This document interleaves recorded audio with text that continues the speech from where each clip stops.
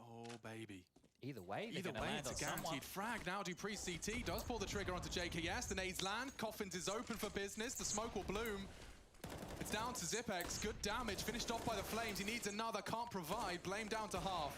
And dupreeh not got the weapon for the job. The rotate will have to come in.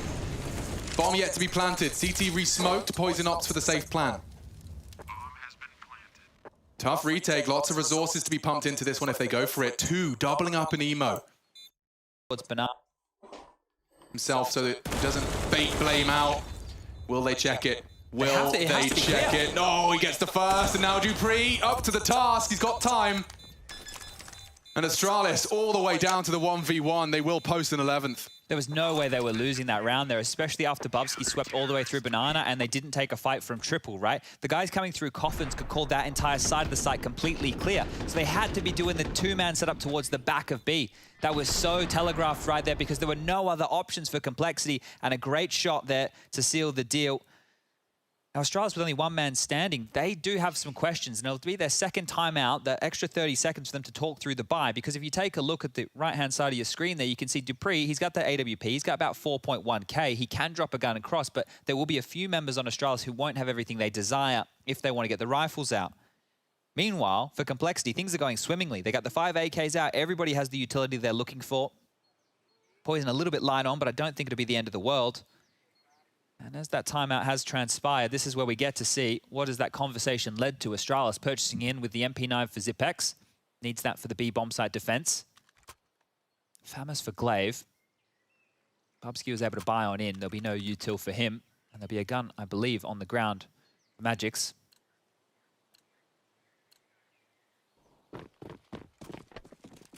So can Astralis defend? They need to start building a bit of a CT bank here. They lose this one. Complexity are well and truly back into map number 2.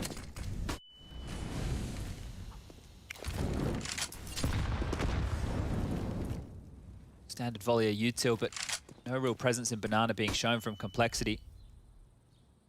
It's already been enough to force Astralis back into the site, and dupreeh under pressure on Boiler and Halls as well. Knowing those steps there, AWPers do not love hanging around towards short for too long without a bit of support.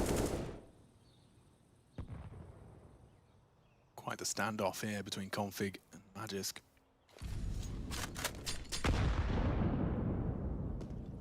Ooh, very audible drop-off. Config's going to be loving life, as is JKS. Flash forces the AWPer off the line. This is very good utility usage. Complexity are forcing, manipulating the CTs back into passive lines. Config brave. Caught by Magisk, another found as well. Glaive knocks another on their ass. Poison's gone, and it keeps getting better. Flame keeps it competitive, just the 2 of them now. JKS losing his life. Such destruction from the pit position. Magisk 3. And he may even make it 4. Bubsky's going to steal it from him. Astralis posting their 12th, though, and they are looking great. You test Magisk, fine. You test Glaive, even better. So far, so good. Taking a look at the kill distribution as well. Everyone sharp on the individuals of Astralis. And this was Magisk's catch. Just falling beneath the 2 of them, playing around those pit angles and just catching Config, who had to try and find something. Yeah, it's very difficult when they were kind of just looking in for those fights. I'm not quite sure what the execute was, but the big smile on his face right there, and for good reason. Complexity are down to just these pistols. Glocks for 2 of them, Deagles for a few, and a P250 there as well, as Bubsky even looking in for a fight there.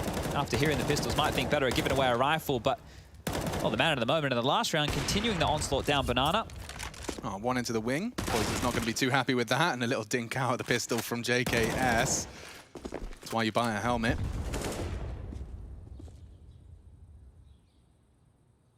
This one is set for 13 though, isn't it? Yeah, look at their angles, dude.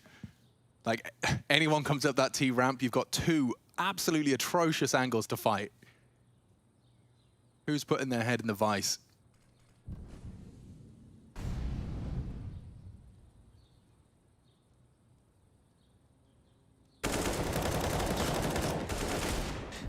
Didn't matter how they picked that situation, unless they hit the first bullet and they were pre-aiming Zipex's spot. There was no way they were getting anything done. Understand the slower pace there from Complexity, hoping they could force out a few more nades, which they did do. I assume Glaive will hold on to this UMP. There's no real need to upgrade it right here, right now. But it's getting hot in the server. Sweltering. in the server. We know winner of this, and we'll say it again, into the playoffs. So a lot on the line here. If you lose, you have to drop into the lower bracket. It's not going to be easy in that lower bracket. Got Vitality down there. Got Furia down there. Yeah, Vitality waiting for the loser of this one. This looks like a set piece towards A right now. Nades already being lined up. They're quick. Very quick. Straight towards short. dupreeh and Magisk are actually in the apartment balcony setup. This could hurt. This could really hurt. Nice distraction. Bubsky takes a quick trade. Oh, that's big from Config, though. They're not ready for dupreeh. Nearly a collateral. Can't pull the trigger onto Config. Double on the way in. JKS caught with a wild spray. That looks like a good nade. He didn't get it, did he? Just a little off the mark. No rebound. Config lives on. Glaive knocks another on his arse, and it's only Glaive. Does he give this one a go? I can make an argument for it. I can also see why he wants to save. And it's going to be the latter. Yeah, look, 2-on-1 if you knew the HP of Config, maybe. Has he faked the steps? Is he trying to lure them into a false sense of security right here? It is a site plant. He does have a smoke. Okay, come on, Glaive. Yes, this is what he was waiting for. Yeah, just this lovely exit. Thank you very much. Important find as well, right? You want to keep that economy of the T's honest as well. Bomb goes off, AWP will be saved. Money not great for Complexity here, Alex. Not great at all. That AWP drop is going to be fantastic for Poison, but all in all, money now in question. And this is just a seesaw, it seems like, back and forth between these economic decisions for both the teams. God, that kill on Config is actually, it's crazy the tiny margins that by which this game is determined. I mean, he's now forced to invest everything, every single penny into round 23. Just to stay as relevant as he was with the equipped AK Glaive took from him. All right, getting to the real business end of our second map here. So strap in. Bubsky wants info. Is this another set piece from Complexity? There's a lot of conviction up second mid, and the bomb is there as well. Normally left at T stairs. It's kind of telling that maybe we get something quick again onto that site. Yeah, early control of apps as well. JKS and Rush join him. 3 men walking straight towards this tight line from dupreeh. You don't get to see that one. Oh no! Didn't quite have the position right. And Bubsky's going to get swung on. JKS with some high impact there. The smokes are up, the frags are there, and just like that, Complexity spring into a 10th. Yeah, you can really just see on the minimap when Complexity are looking like they're going to go for something a bit more direct. And these last two approaches have been phenomenal. They're making a game out of this one. They can definitely hear it now. If they're not hearing it at home now. They can't hear it, Chad. What do you mean? Are you sure? Yeah, I think our audio guy's just good at his job, yeah. God damn. Give him a pay rise, because we might need to... It sounds like someone's using like a circular saw. I will rip this thing off the wall. Next door. I will rip it off the wall. We're just too fragile now. We've been spoiled. We've been pampered and spoiled to the point where we're getting triggered by a loud piece of technology. It is very loud. It is, and I am really warm. Do you remember there was a Pro League where I got really hot and couldn't speak? Yeah. Yeah. Like, stopped hosting for like a year after it because I was that bad. Yeah. Yeah. I'm at that same kind of level of heat where it's very hard to make sure I make sense. Well, if you pass out, we do have Swedish Rush here who can take over the play-by-play for us. But the sound guy did just give us a great solution. He said, do you have a bat? Ah, I heard about And it seemed to have these. stopped, so I think the aircon heard him. Yeah, you threatened it enough. All right, let's focus back in on this one. 13 to 10. Looks like it will just be a conservative the G2 round. smoke. Am I allowed to call it the G2 smoke? Just call it the deep mid smoke. That works too. A deep mid smoke, thrown from spawn. That we did see G2 doing a lot. That we did initially see G2 throw an awful lot. Did make things a little bit more claustrophobic for those faster A plays, right? Complexity might have to reconsider if they see that being dished out a few more times. The boy of magic. Burns on down in a big way, 30 points of health remaining. Glaive stoic as ever. And somehow... How? Yeah, I don't really know. How? Don't forget, there's only 2 saved rifles here. Chad painted the picture. We know what's going on. Complexity need this one. This is how you can stay competitive. It's getting scary. Zipex already another. Blame. Big delivery. Double kill. Magisk is down to just 10 HP. The rest are unarmored with deagles. That was the double kill they needed, they required. And Poison's taken the bomb for a walk. Might want to get back into the site before things fade. The second is redeployed, as is the plant. Well, this is incredibly stacked. Chances dwindle. Bubsky did just grab an AK. If Poison doesn't do a deep clear. It seems like he's... Oh, no. Caught completely off guard. This can unravel now. There's a kit on the bomb. There is a kit on the bomb, and they know they're going to be back sight. Bubsky's confirmed. Banana's clear. Dupree's on the hunt. Magic is so low. Nice catch. Blames one. Backs a turn. Bubsky now in the 1v1. Kit on sight. He knows where JKS is, and he just concedes it. Accepts. He'd rather have an AWP. JKS not going to go down with the ship. I imagine he'll be able to get enough distance. And so, complexity, blood, sweat, and tears poured into that. They'll get an 11th. Valiant attempt. Bubsky with a very nice angle. Recovers and catching Poison. Now puts an AWP into the CT investment. This was the double that really did stabilize the entire round. Yeah, great shooting. Nice second shot. Oh, look at the shadow. Look how much Bubsky can see. It's crazy how much of an advantage he had in that exchange just there. And yeah, realistically, he probably could have given it a crack. You know, I like the conservative nature out of him here. He was openly criticized for being too aggressive by his in-game leader on a podcast not that long ago. So showing some restraint. Yeah, it's the same way Glaive had a bit of a chance and just stuck around for more economical damage and the save. Now this one right here is a very big round in the scheme of this game. The loss bonus, it's all in the favor of Astralis here. They lose this, they get 2,900, but on the CT side, we know it costs more to invest, right, in all the goodies that you require. Kit, incendiary, they cost a bit more money on that side of things, as well as the rifles. Whereas for complexity, they haven't been able to build a bank, and their loss bonus will be just down to 1,400. So I'm going to say a lot more stock in the need for this round for complexity than Astralis. Welcome back to Smoke Watch, where we witness one single smoke grenade remaining in the Astralis arsenal at the 50-second mark. What color grey do you reckon that is if you had to pick it on the gradient scale? On the gradient scale, I think this is grey scale or grey Monday. Okay, yeah, I'm with you. Oh, Dupree pulls the trigger as he's flashed, and it enables a nice early advantage to be seized. And with 30 seconds left, Chad, they are going to have to make a decision. It looks like Apps Pop is the call.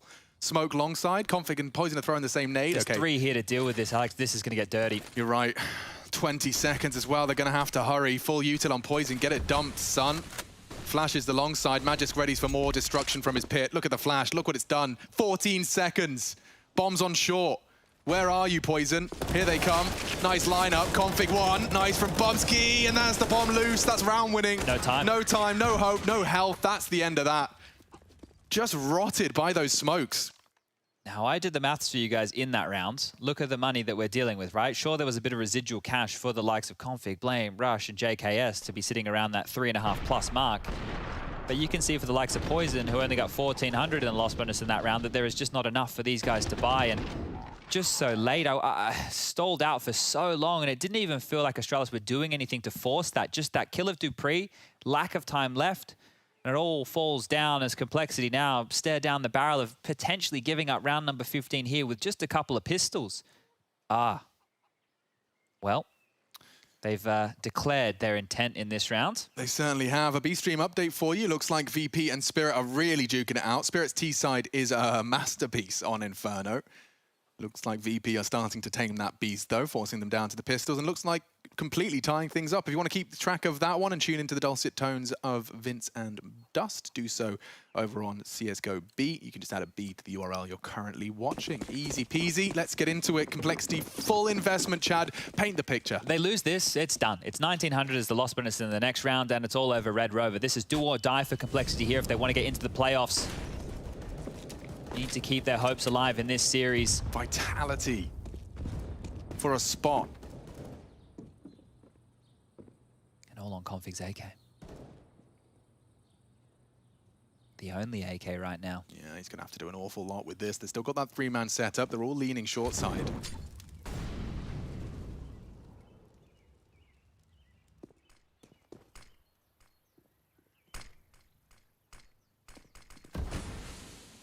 Oh, there's that smoke watch again. They just have to respect it. You cannot risk dumping the light utility you have right now just because you've seen one smoke hit that top of banana.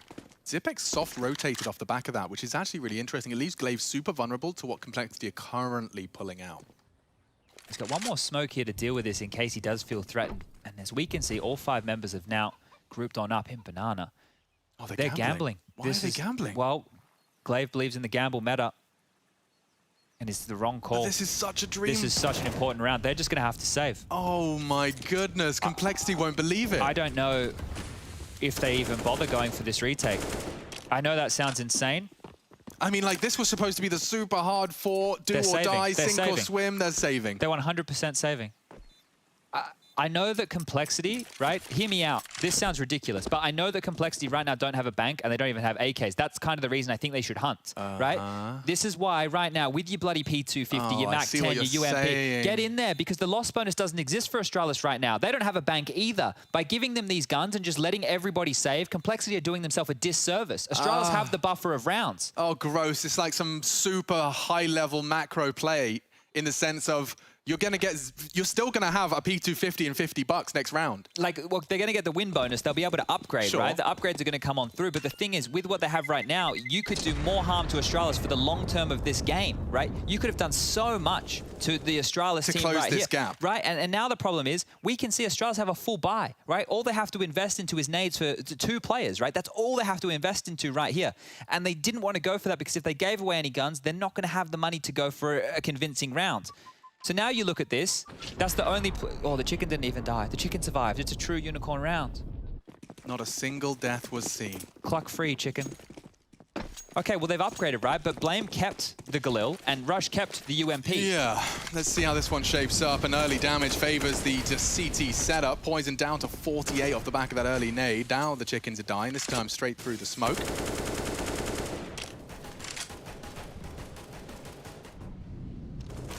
Hear that Galil unloading into the apartments. Looks like Blame's got a nade from there. What's he cooking up? Could do an arch smoke, I suppose, from that side. There's a lot he could assist his team with if need be. Using it as a jungle gym right now, so... It's a shame, I wanted to see something nerdy.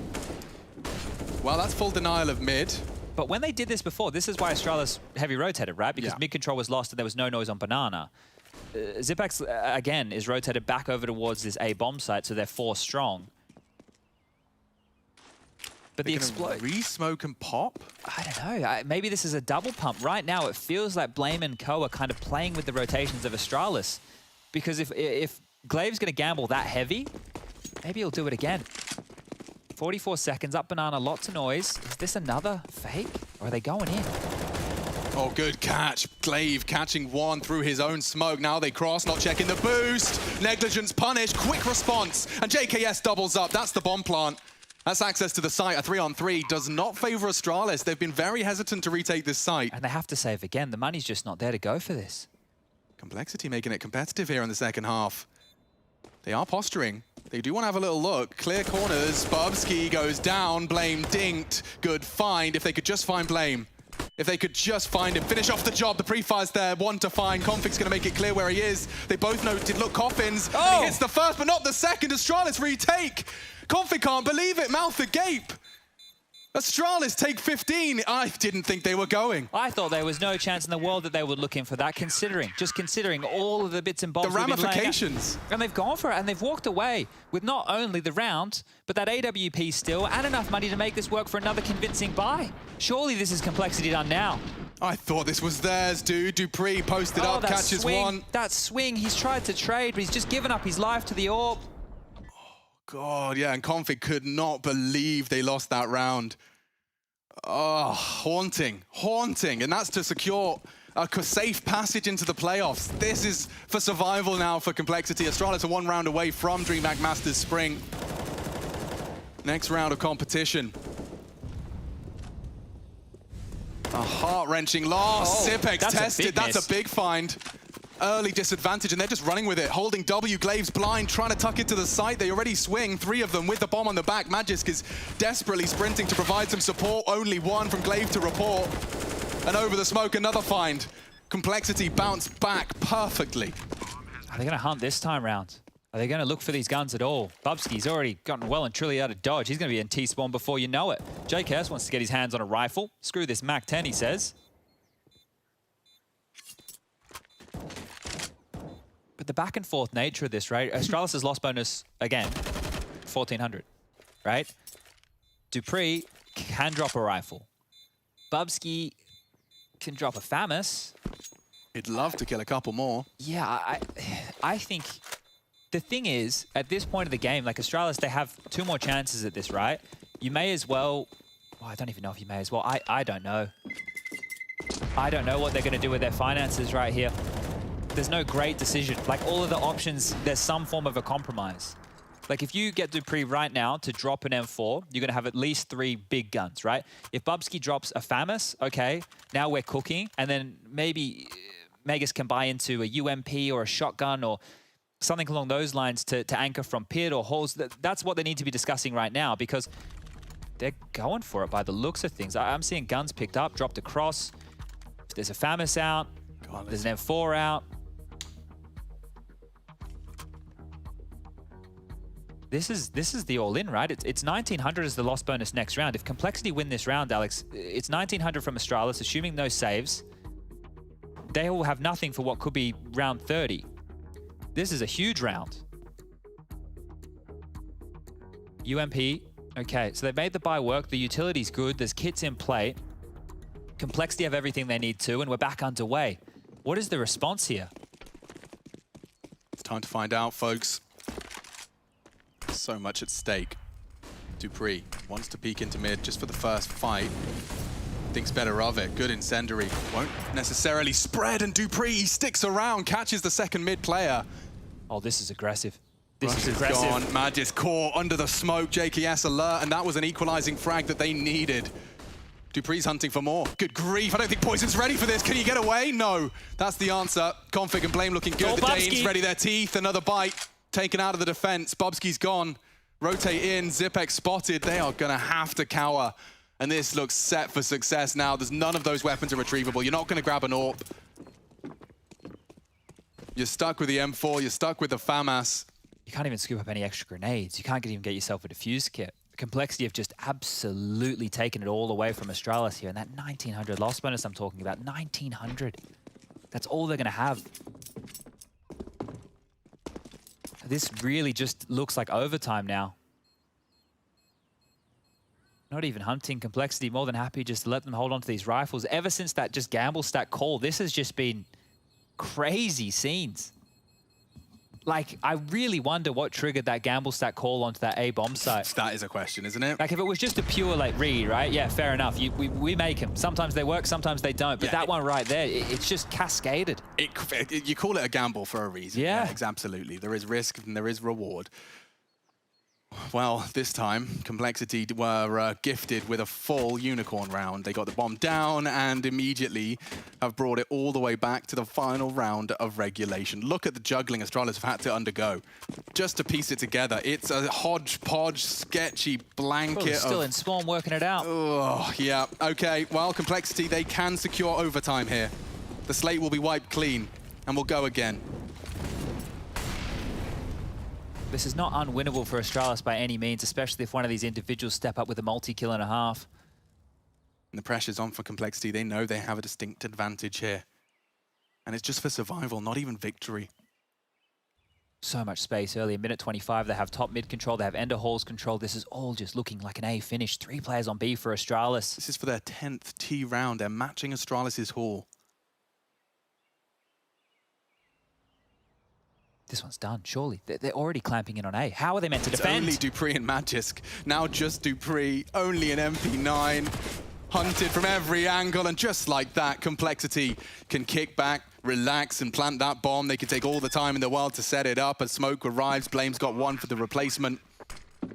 Bubsky loudly arriving in library and a pre-fired upon this first peek, and nade to perfectly secure his fate. It's only Glaive, it's only Zipex. Unlosable. Unlosable. Glaive's the first victim, and there we go. We're off to overtime. Complexity and Astralis, inseparable in regulation.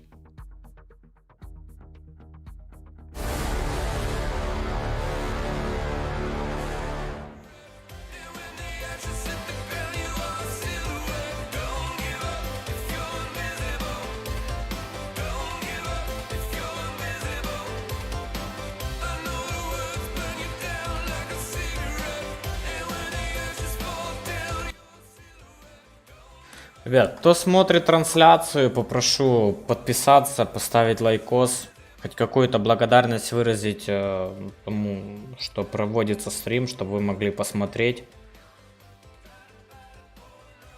турнир.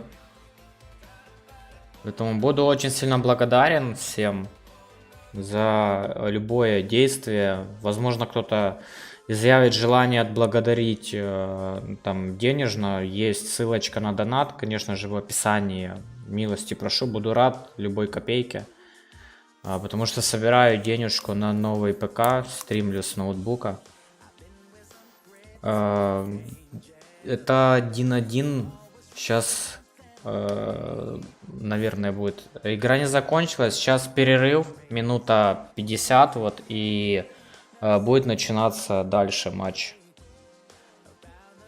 Поэтому оставайтесь.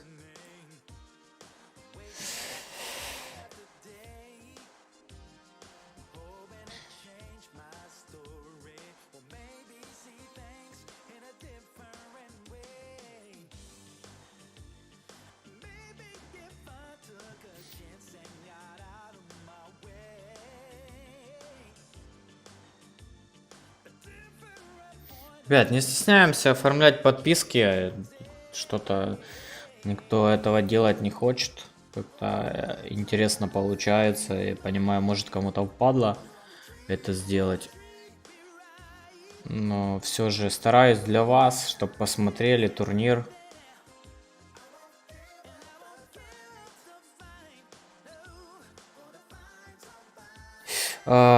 Первую карту, по-моему, перед тем, как я включал стрим, Астралис, по-моему, забрали.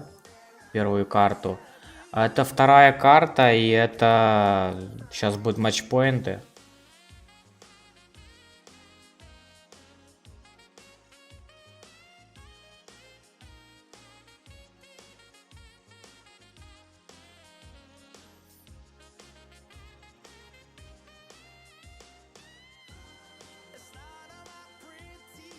Кстати, да, параллельно там Virtus.pro играет. Team Spirit. Счет 15-15. Сейчас буду... 1-0 по первую карту забрали Астралис. Сейчас 15-15. Вторая карта...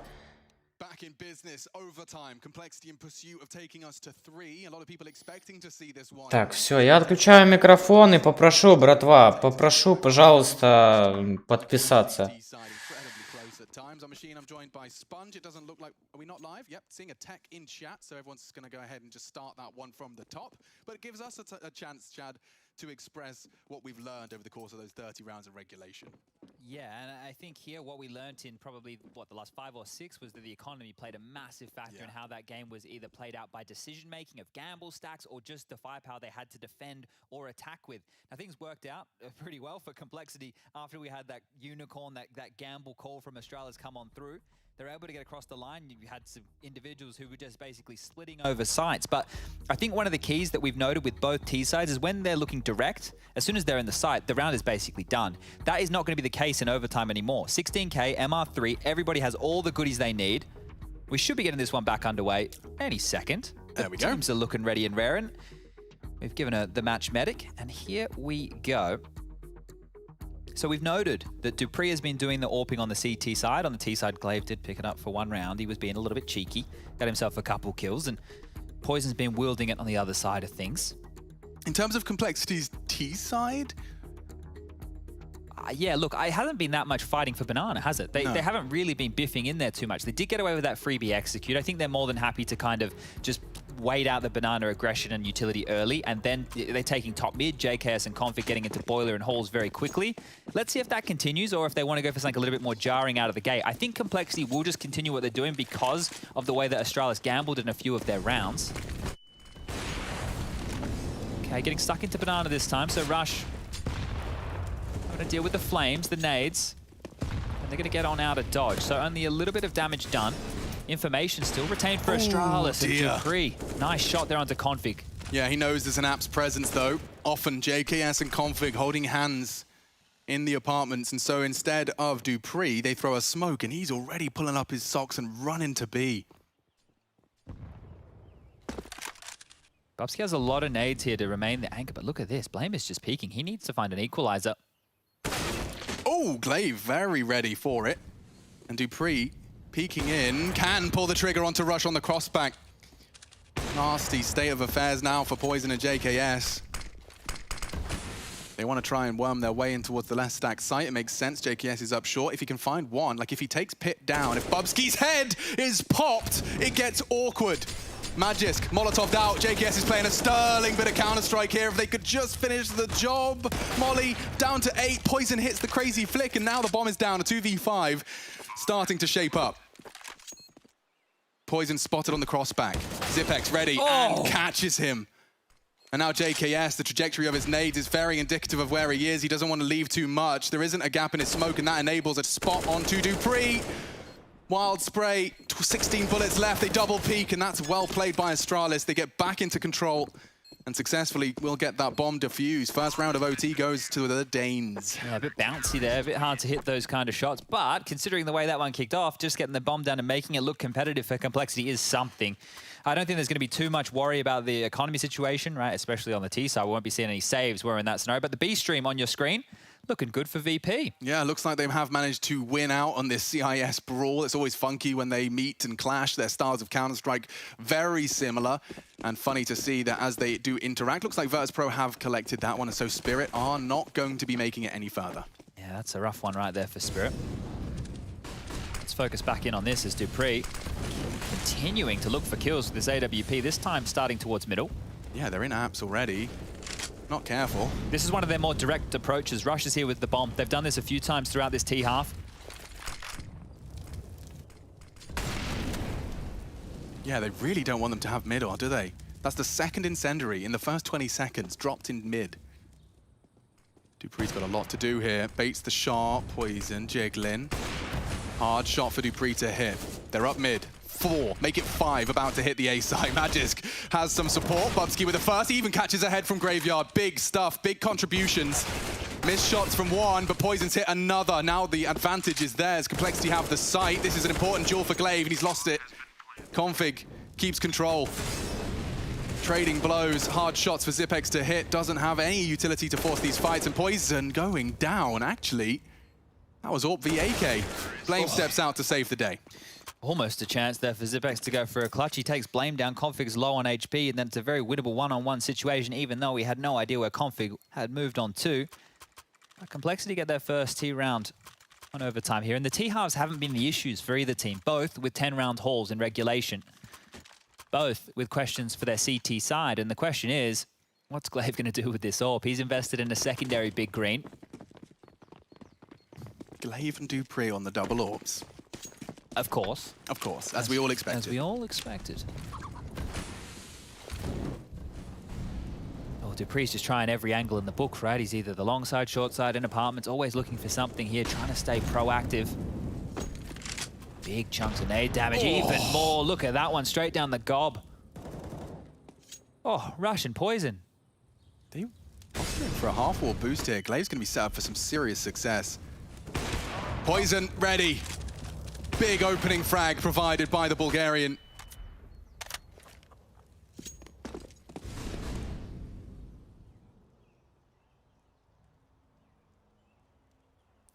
Just hanging out right in the center. Oh, this could be nuts. Oh, he had some 2. They line up for him. Enables a 3v3. dupreeh completely alone on A site. No way. With an AWP, no less, and his scoping may have been heard. JKS is close. Incendiary forces him backwards, buys time, just a little bit of a rotate. dupreeh again caught. Poison's on for an ace right now. Bubsky does catch him through the smoke. We'll shut that down before it gets a little awry. Bomb now scooped up, and we've got ourselves a 2v2, folks. It's a very intense round of Wingman. No reason not to go for it as a CT. Incendiary on Bubsky. Could force Blame out if he knew. Oh, the timing couldn't have been better. And they know where the last is coming from as well. Zipex the Elephant does find the first, but Burning can't afford to take that fight just yet. And JKS just maintains his breaths. Loud.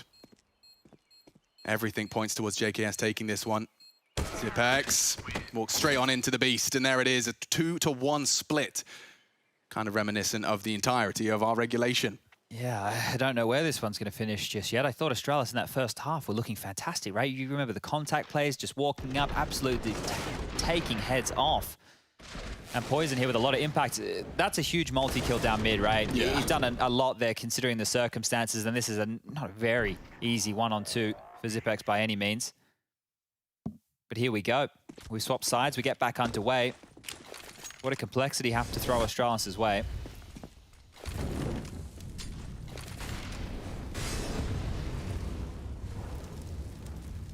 The direct approaches of both teams have been what feels like the key to success, and Astralis are not starting their T-half with an aggressive maneuver. Bubsky's ahead of the smoke. JKS just jumps straight into his jaws. Oh, in a second as well, Huge off the back of the shot. flash. Bubsky looking very sharp, and the bomb, likely the round, are just a matter of time. They're so late on the rotate. Astralis have already flooded into the B site. The bomb a little late, admittedly, but regardless, Bubsky has just walked into Banana and demanded a round. The only way this could slip away is if they start giving them fights for free. Poison is very quick. Molly, that's going to force Zipex out. He has to swing. He has to. He has to just go for it, and he does not go down. Tucked into pool now. Config's gone. 2 remain. Complexity throwing anything they can. See what sticks. And a well-maintained spray for Bubsky puts a third into this round's fragging haul. Oh, Make it 4. Great round. Bubsky, take a bow. This is yours. Okay, all tied up again. 17-17 as the scores on the doors read here. And I'm not quite sure what complexity... I think that Astralis had better regulation than complexity, even though we ended up here. I think the economy played a big factor in some of the decision-making in the late stages, and that's all part and parcel of the game. But now that the rifles are out, I feel like this T-side from Astralis might just be enough to claw them across the line here. They need to keep this flawless if they want to get it done in one. JKS and Blame met by Poison this time towards top Banana. Lots of smokes. Lots of nades. Magisk is potentially going to catch a third there, yeah. He's done well to stay as healthy as he has. Yeah, it's just a little licking down to 66. Right, if they were to actually just blind commit to B. Poison is all alone on a massive island, a serious gamble, very reminiscent of what Astralis have gone for in the past. This is, of course, with the addition of Poison's solo B. Oh, they're falling away from this B bomb site, and there's a 4-man mid stack. This is the meat grinder top mid. This is where the trades will fall in the favor of complexity. Every day of the week. Oh, and Glaive meets so much. They just have to go B. Surely he calls that. Yeah, you'd think so. There's still a smoke there. They actually walk through it on the flash. That's perfect. He's now ahead of it. Poison wants to peek in. Utilities, bit of a risk, and a missed shot. Magisk as well. Oh, he's missed twice, but through the pool push, it's JKS, and he delivers all 3. They can't get the spotless T-half unless Zipex can come up clutch. He's so blind, and it's not far off the mark. JKS takes initiative there. Poison was getting overwhelmed, and he takes it upon himself to find 3 on that push through the smoke. That's the most impact we've seen out of JKS, especially on the CT side. We'll see it again. Look at this, perfect flash. Dupree just staring, admiring the brickwork. And that's one way to take the wind out of the sails of the Astralis T side. The complexity have a chance to take us to 3 right here and right now. The next set of frags. 5 kills.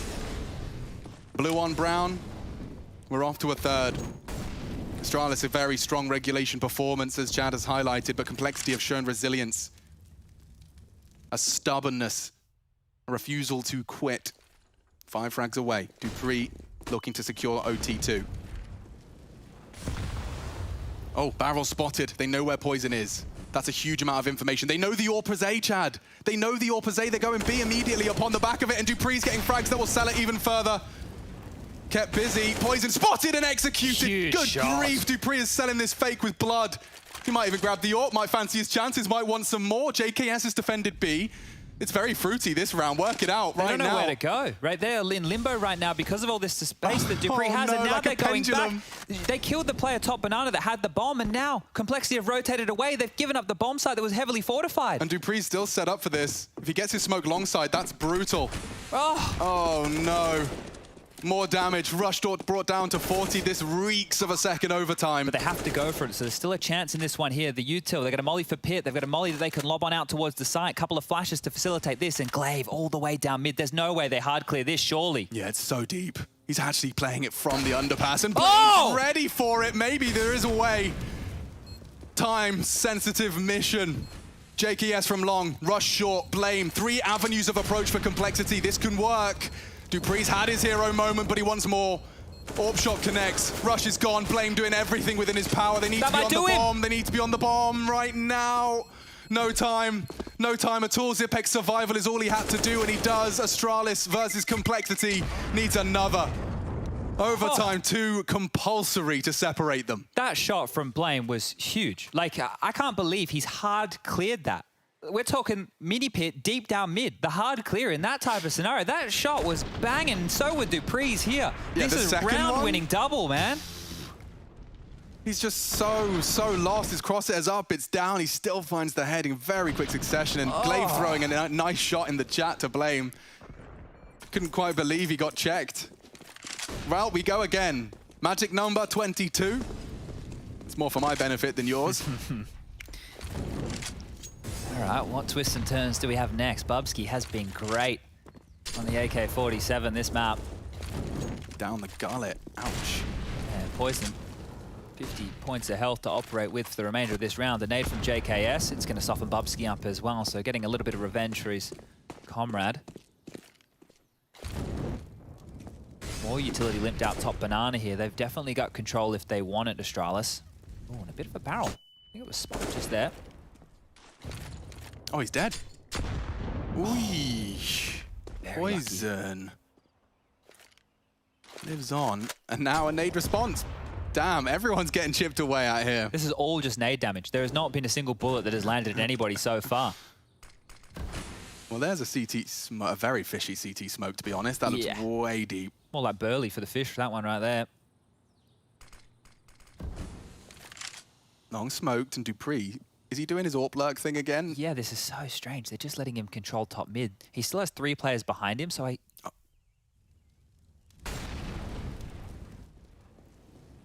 just going to walk up. Yeah.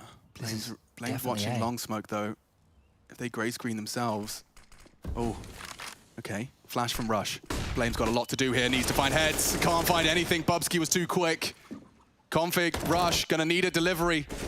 Nice work from Rush, and now Config tapping at heads and deleting at least one. Magisk is gone. Up there is the rafters with Zipex. 8 seconds. You need to find Rush and find him now. There isn't a bomb. Doesn't have the time. Would rather find a frag. Nice work from dupree. Just getting some glory more than anything else. Padding the stats, 28. And getting extra AWP frags on the list as well. But there we have it. First round of play. It was chaos. We saw all parts of the map. All over the shop. Complexity, the ones that keep their head above water. I wonder if they go back to more of a direct approach. I've been saying it throughout this game. Just when they've looked more direct, both teams on their T side, they've been able to convert because it's so explosive. It's not allowing teams to gamble. It's not allowing teams to soften you up with their utility. It's not allowing them to grab real estate and hedge their bets. Out the gates here, it looks like more of the same. Bubsky, Banana again, tasked. One of the hardest positions. So many nades to deal with. Yeah, and at a world-class level to be still at a half wall after the barrage of 2 people's grenades. He's finding the gap in that Molotov and he's punishing it. This is dupreeh looking for anything he can around these smokes.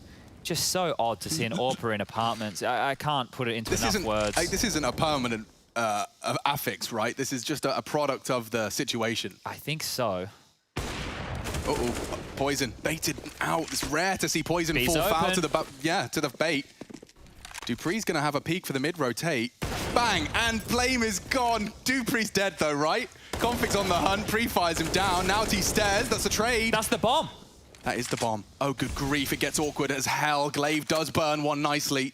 They have to support him. Rush can ruin everything. Can play spoiler here. Here we go. Okay, Glaive saves them.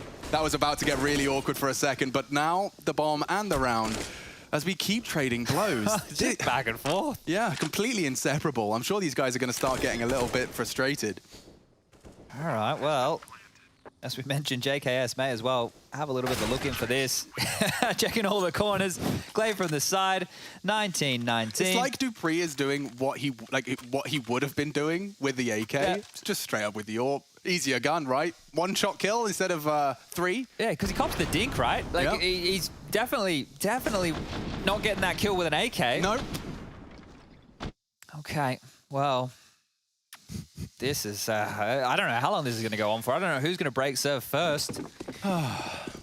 Same buys, same guns, everything they need, and here we go again. Well, you did say economy was a big determining factor in regulation. It's definitely not going to be a problem here in overtime. Glaive forced to smoke out the double molly. The carpet of flame no more. JKS is ahead of this. He's going to burn. He's flashed and burning. And that's a big loss of an early defensive component. Blame just on the edge of the smoke. Practically one-ways in. Bubsky's gone and we're straight back to an even keel. Yeah, there are no rushes there with that flash assist, so they have time to capitalize on that, but it is going to dwindle quickly. dupreeh again, AWP in boiler, of course. Of course. And Rush is rotated back over, so it will just be Blame left on the B bomb site on his lonesome. But pressure on A and B simultaneously. Yeah, they're just walking in. Well, that's B site. A 2-2 split of their resources. Chad, you're the expert, right?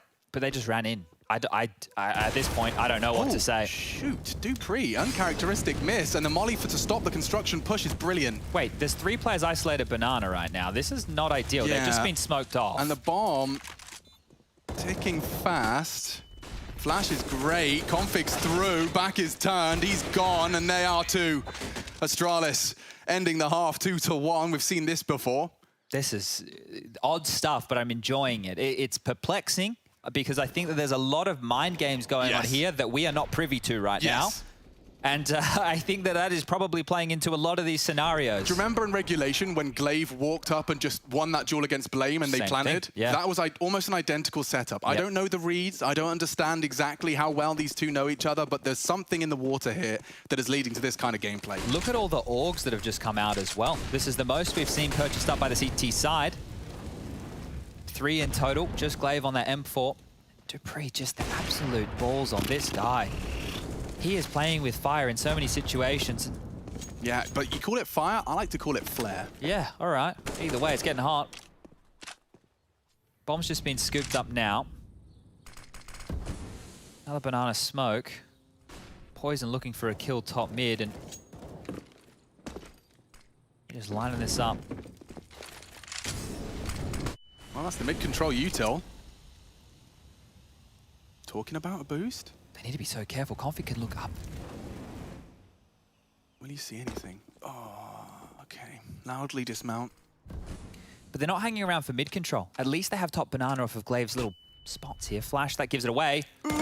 Yep, that's enough for him. Confirms that there is presence, and if they get that half wall smoke, that's going to buy at least 20 seconds. Well, they're hanging around. They want to fight this. They do not want to give this up at all. This is not a defensive smoke. 30 seconds. They are corralling them into the 3-man stack. Will we see a stubborn complexity here? They've got a molly. Doesn't matter. Zipex has already caught one in the off angle. They're going back A. They have to go A now. 25 seconds. There's still a 3-man stack here. Util will confirm their suspicions. Magisk readies for war.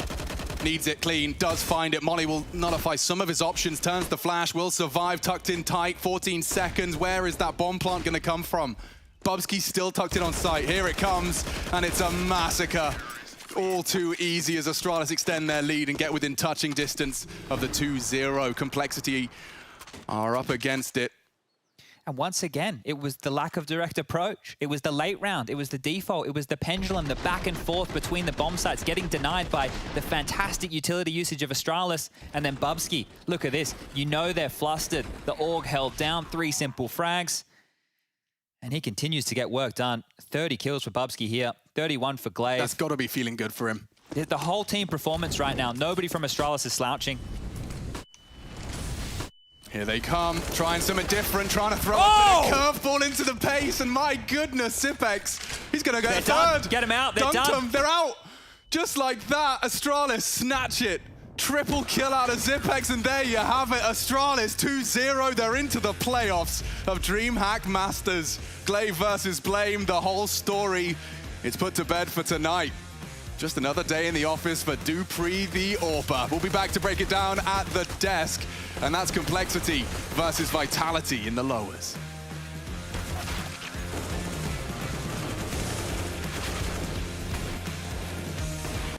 Так, ну что, поздравляю болельщиков Астралиса. За такой победкой, конечно, потная. Бойня была очень жесткая. Еще раз, мужики, попрошу, девчонки, мужики, может, есть, девчата, подпишитесь, пожалуйста, на канал. Кому не сложно, специально для вас это делаю, с трансляции нашел. Будут трансляции постоянно, будет еще жирик. Будем обязательно смотреть его. Сейчас постараюсь сделать следующую трансляцию. Сейчас вот мне подсказали, что будет. Сейчас посмотрю на сайте и сделаю. Если есть возможность кого-то поддержать рублем, конечно, милости прошу. Для того, чтобы можно было, можно так сказать, стримить в хорошем качестве, с хорошей картинкой. Так.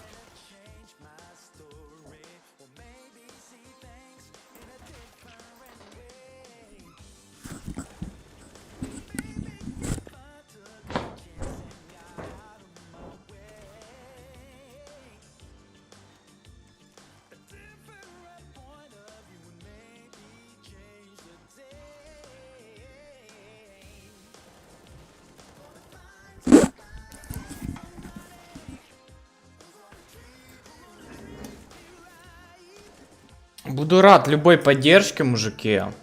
Обязательно подпишитесь, поддержите, чтобы все было. Нет, я стримлю. Я стримлю КС-ку, я стримлю танки и стримлю PUBG Mobile. Но пока PUBG мало получается, потому что телефон... плохая батарейка, то есть уже заюзался 3 года ему, 3 с лишним уже. И нету возможности, то есть быстро садиться, там надо карта захвата и так дальше, то есть это все сложно. На чем стримлю? Ну, стримлю, вот, сейчас покажу вам ноутбук вот такой. То есть это игры стримлю, все стримлю. Поэтому прошу, кому не сложно, поддержать рублем, чтобы собираю на ПК. Если получится, то будет все красиво, будет все на ПК. То есть вот так, мужики. Так, сейчас мне жена звонит. Алло. Да. Да. Ну, не знаю, наверное, что-то попить якоїсь води возьмем. Води якоїсь попить, може пепсі, что-то такое. Не, пепсі. Шо? Буду, да. Я люблю. Да.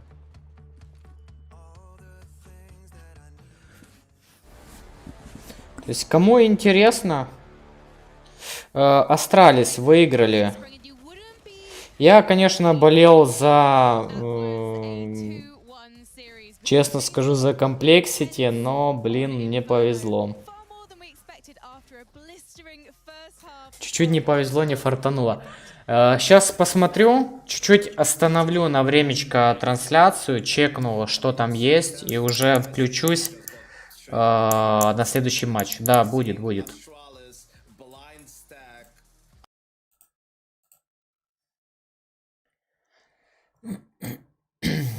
Смотрите, ребят, будет трансляция следующая через полчаса, там будет следующий матч. Поэтому, ну, жду через полчаса всех. Я не знаю, закрывать эту трансляцию, не закрывать. Или просто можем пообщаться. Ну, кому как интересно. Но все равно картинку надо поменять, описание надо поменять. Какой матч? Там Биг с кем-то играет. Сейчас.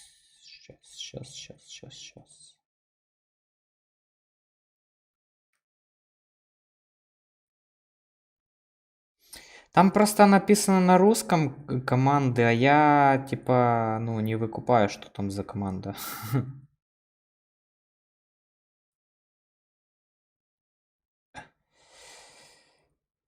Сейчас посмотрим. Big Heroic будет, короче, следующая игра. То есть, в принципе, тоже интересная игра будет. Поэтому подписывайтесь, не забывайте сделать подписки, оставить, пацаны. Будет все красиво. Завтра будет трансляции, кто там будет играть. Еще не забываем, в воскресенье Нави будет играть с Гамбитом. Там вообще матч будет колоссальный. Я там прям в таком ожидании этого матча. Конечно, вчера вообще такой... Я ждал там такой зарубы, такой интриги с Нави, что они там будут, там так заруба будет с Virtus.pro, а получилось вообще, типа, они их переступили, мне кажется, и не почувствовали вообще. То есть там в первой карте хоть как-то было такое, что они, ну, пытались, там где-то что-то получалось у них, а вторая карта Инферно это вообще-то, это разрыв жопы был. Просто в нулину все разнесли. Ну, я не знаю, как по мне, это, ну, слишком. Или это Нави в очень хорошей форме, или это слабые они очень.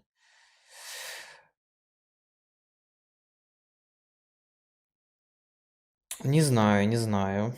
Я за Гамбит, топ команда, я за Нави. Ну, я как бы согласен. Смотри, вот Флейми жалко. Я согласен насчет Флейми. Но посмотри, какую игру выдал Бит.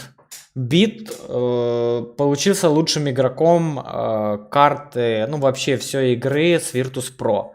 То есть он топ-1 по фрагам был, хотя фрагер это Simple по факту. Он топ-1 был по фрагам в первой карте. Во второй карте он был топ-2. Следующая игра будет Big Heroic через 25 минут. Да, не согласен. Бит очень сильный. Бит очень сильный игрок. Он молодой, он очень перспективный. При том, что сейчас Монеси будут подтягивать еще. Да, вот я согласен насчет того. Там уже начинают какие-то предположения думать. Если Флейми не сгорит, если он соберется, все-таки сможет вот это все осилить, эти проблемы свои, да, то будет все круто, будет хорошо. Project X, Нора команда. Но я ее не видел, честно.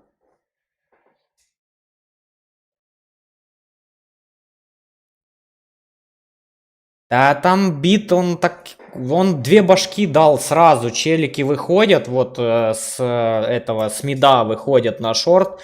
И сейчас бы он просто двоих ложит сразу. Две башки, две пули, две башки. Это капец просто. А как он на Дасте Б-базу там Савика отдефал? Это просто он затащил. Музыку подрубить? Сейчас подрубим музыку. Сейчас, братан, у меня где-то здесь была музыка. Сейчас. Блин, музыку, в принципе, если у вас есть желание, можно заказывать. У кого есть желание, там, типа, от доната, можно сделать заказ. Ну, я надеюсь, да, что все-таки будет. Источник медиа добавим. Вроде есть.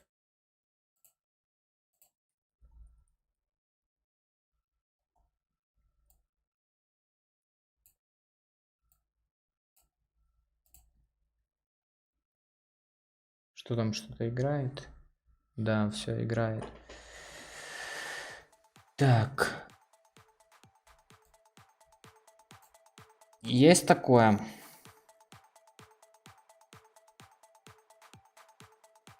Ниндзя, красавчик.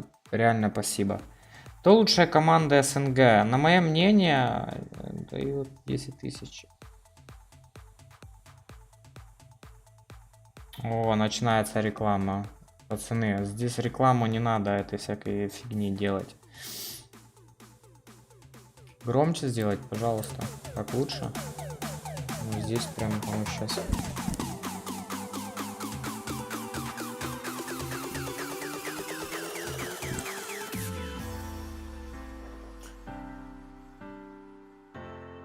Ну, моя топ-команда СНГ это естественно это Нави. Я обожаю Симпла, Саню.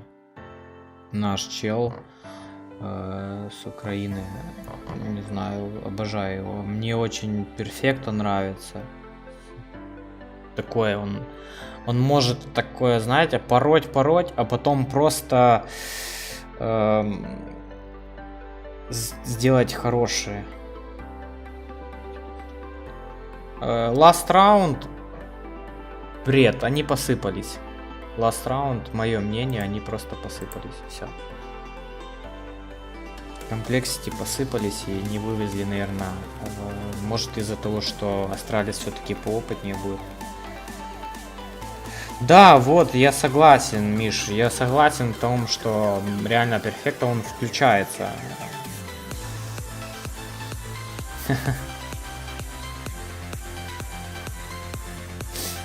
Ну вот так, Никит. Вот так. Поэтому реально круто. Да не, я сейчас не буду. Там меня не вывезет, вы что? У меня ноутбук слабый, он не вывозит просто там стрим провести ММ. Если я сейчас еще буду это, там вообще он зависнет. Кстати, Poison такую херню сделал. Он допы, он вообще все просрал. Он все допы просрал, он вообще ничего, он не попадал, он 100% попадания, где он должен был делать -2, -3, он просто слился, это просто обосрался, можно так сказать. Ну, через сколько? Через 20 минут, 19 минут будет начинаться эта карта. Poison вообще такой, блин, обосрыш, короче. В этой игре в конце он обосрался сильно очень. Мне он не понравился, короче.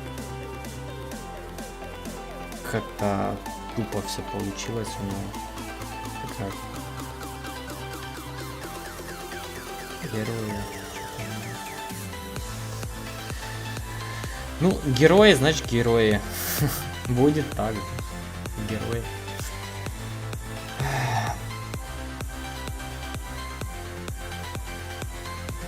Так. Спасибо всем, кто подписывается. Не забывайте прожимать лайкосы. Не забывайте это делать, чтобы трансляция попадала в топы и в рекомендации. И мы набирали больше. Я, смотри, звание у меня в ММ Сильвер 6, а в напах я не играю. Я там пару раз играл в напах. Там, мужики, я играю там максимум полгода.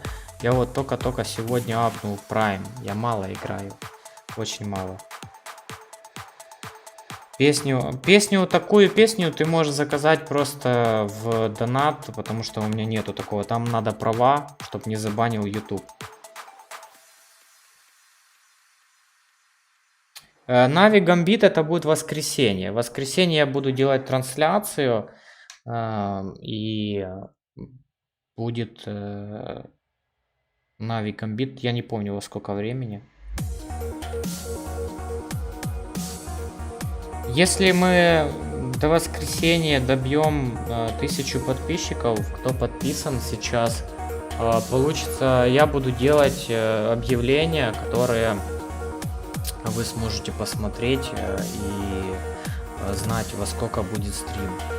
Ну, или надо будет, если есть желание, подписываться на YouTube. Ой, на YouTube, боже. Ну, на YouTube, конечно, тоже надо подписываться. На Instagram, там я, если буду делать рекламу, то да. Да не сегодня, ты что, не сегодня.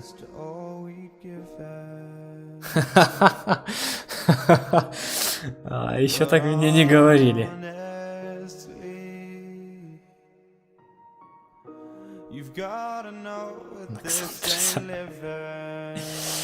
Да, Discord есть у меня. У меня свой канал Discord есть, но, блин, опять же, вы скажете, что ною, но я опять же повторюсь, не тянет ноутбук, и я не захожу в Discord. У меня есть канал, мне с модераторы создали канал, там все есть, комнаты есть. То есть полностью все сделано Discord. Но я не захожу туда, потому что не вывозит лаги и так дальше. Вообще, мужики, знаете, что я вам скажу? Я учитель биологии в школе. На секундочку. Поэтому я думаю, сейчас все охренели, кого не было вчера на стриме, кто сегодня новый. Вы сейчас охренели.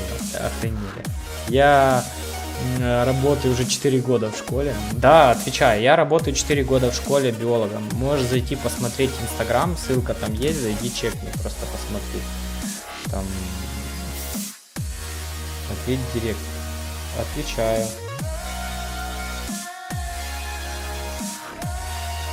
А куда ты мне написал, чтоб я ответил?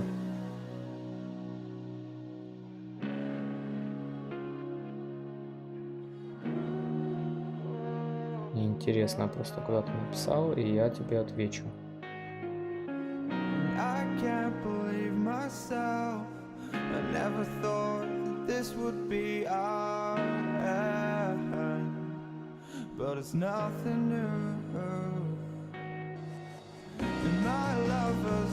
Так ты мне куда писал? Типа, у меня нету твоих смс-ок, грозный топ. Отвечаю, ты... ну, у меня нету смс-ок. Перейди, пожалуйста, в этот... Ну, в Инстаграм или ТикТок и напиши мне. Я не могу тебе никак ответить. У меня нету твоих смс-ок, типа, что ты мне что-то написал.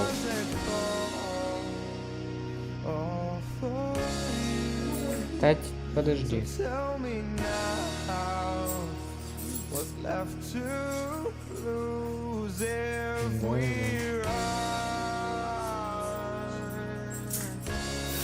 Пришла злюка. Так. Поэтому, Грозный, если ты все-таки, ну, там, напишешь, то я отвечу обязательно, у меня все открыто. Что? Привет. А сейчас закрою. Стрим, G2, спорт. А есть сейчас, они идут. Типа они видео. Да, холодно было, я немножко под одеяло уложился.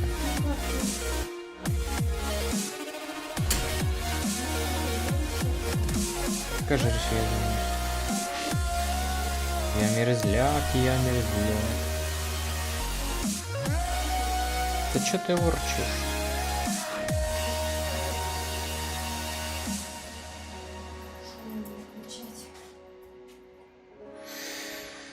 Так.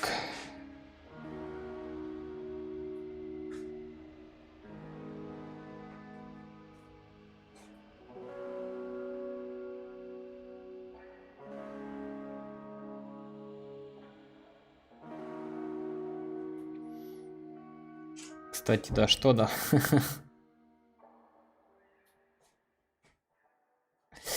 В эту трансляцию, ну сейчас я так включи только G2. Да, давай, сейчас мне надо секунду остановлю, не выходите, я восстановлю трансляцию, сейчас восстановлю.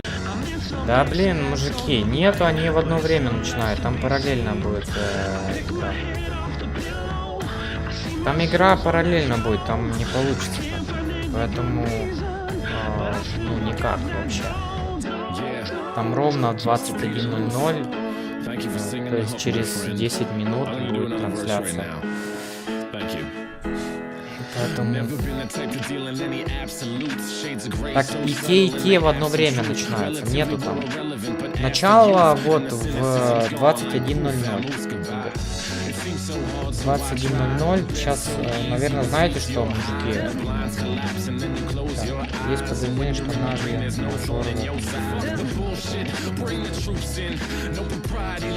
Ну, типа, Алекс. Короче, я так скажу, у них шансы очень большие. Как сыграли 2-0 Астралис на допах, вторую карту Инферно выиграли все-таки.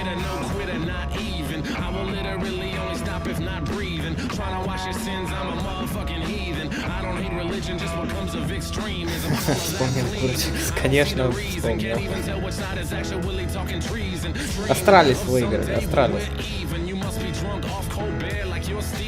Короче, давайте я останавливаю, сейчас перепрошиваю трансляцию, и то есть эта трансляция дальше восстановится, просто надо мне картинку поменять, название поменять, чтобы это было типа не Астралис, как сейчас в комплексите, а G2 Герои, чтобы было. Поэтому не расходитесь, я сейчас буквально пару минут и я запущу. Так.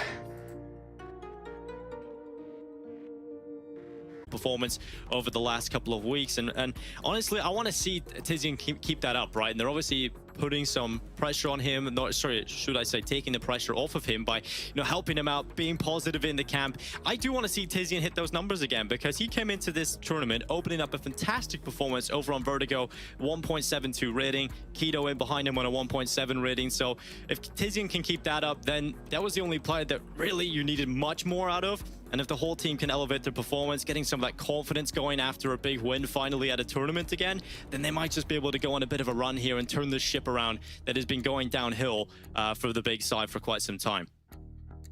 Absolutely. It feels like they were on a downward trajectory, but just recently, just before this DreamHack Masters tournament, they have started to turn it round. With that win at FunSpark, they got a couple of solid wins there. I think this Mirage map could be an absolute firecracker though, Dinko, because I was just saying that Big have a 6-map win streak on Mirage. Heroic themselves have a 5-map win streak on Mirage, including that win against Gambit at the Pro League Finals. Wins against Complexity, OG, solid wins for Heroic on this map. They are not going to be giving up this one without a fight. Well, the issues are sorted and we're hopping right into it. The 1x bet odds at the top, favoring Heroic coming into this one. And how could you not at this point? Hawk, everything is leading towards them, but Big, they're on their way back. It's a quick underpass play coming in from Stown and Kedian. Definitely an awkward angle to clear with Stown just holding connector. I don't think they'll be ready for this. Tizian goes down early, and Stown looks for more, but Tabson trades at long range. Yeah, and in behind Kedian, finally striking with his initial push into the underpass. He has found Keto, refresh, landing shots for the Danes here as well. And it does put Searson and Tabson in a very difficult situation. And 2v4 to try and pull this round back. And that bomb nowhere near them, nowhere near their possession. And Tabson walking through jungle, right through the Murder Hawk. And Shush will find his head. Searson now left alone in this 1v4 that is just unwinnable at this point. Especially with the bomb drop down on the site, there's no way in for him. Tassos lands the initial shot, and that is a team ace for Heroic to kick things off. Great start across the board for the Heroic side. And honestly, Dinko, that sums up this team pretty well. Even in their opening game here at DreamHack, they got that 16-6 win against Pain. It was much more of an even spread of the kill count compared to Big's win that they got against Furia. I think this entire Heroic roster can frag. They've just proven that in the pistol. Yeah, that's right. There was a very level playing field for Heroic. We'll see if they can continue that coming into today. In this round, Big, and it's the 4 Deagles out and the scout in the hands of Searson. And we don't need to tell you what he can do with that weapon. We have seen the highlight reels everybody has. There's always a chance when Big are down to these buys. So Heroic, obviously, respecting this as much as possible. Flash into the ramp. It's going to be Kedian going for the early fight. And Tizian will win it on the Deagle. Stown sticking around, but the Molly's going to force him forwards. Shush still on the site. Has held long enough so that Big won't be going for the commitment instantly. They've even put a molly down to slow it further.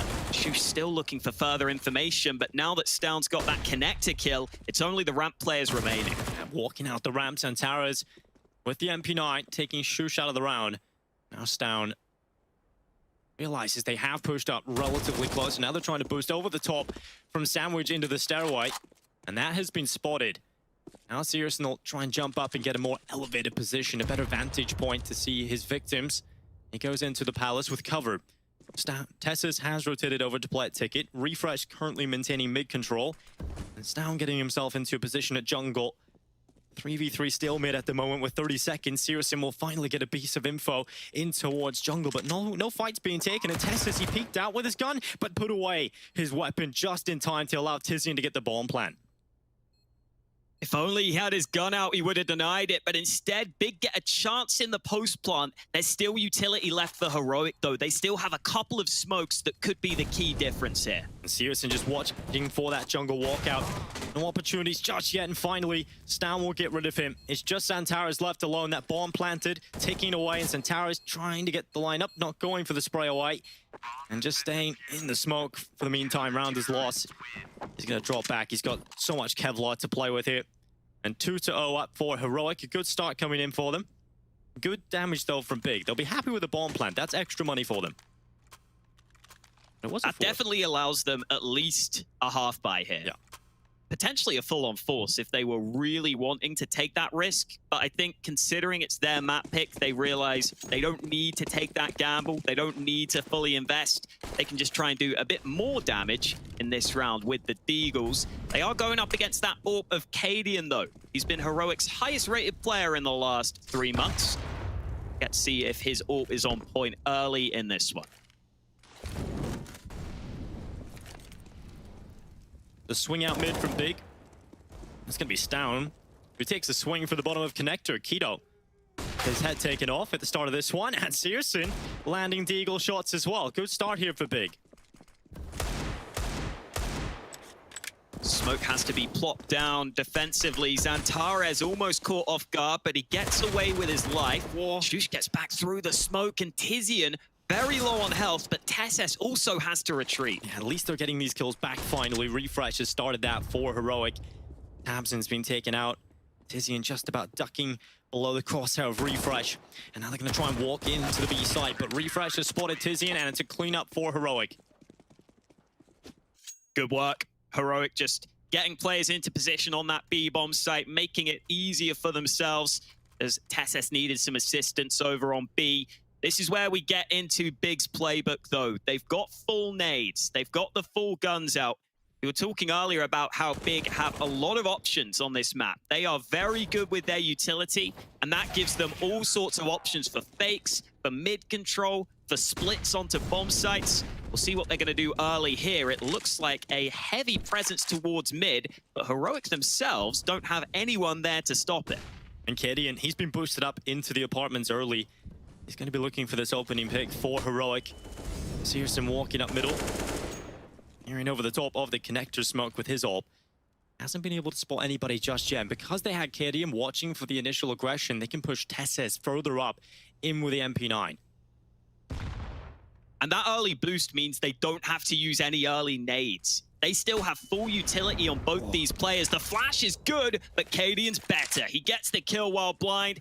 Another early advantage for Heroic. Yeah, good timing on taking the shot there for Cadian. Now they've got full B control. Heroic have even got ramp as Refresh pushes through. He's got Shushin behind him.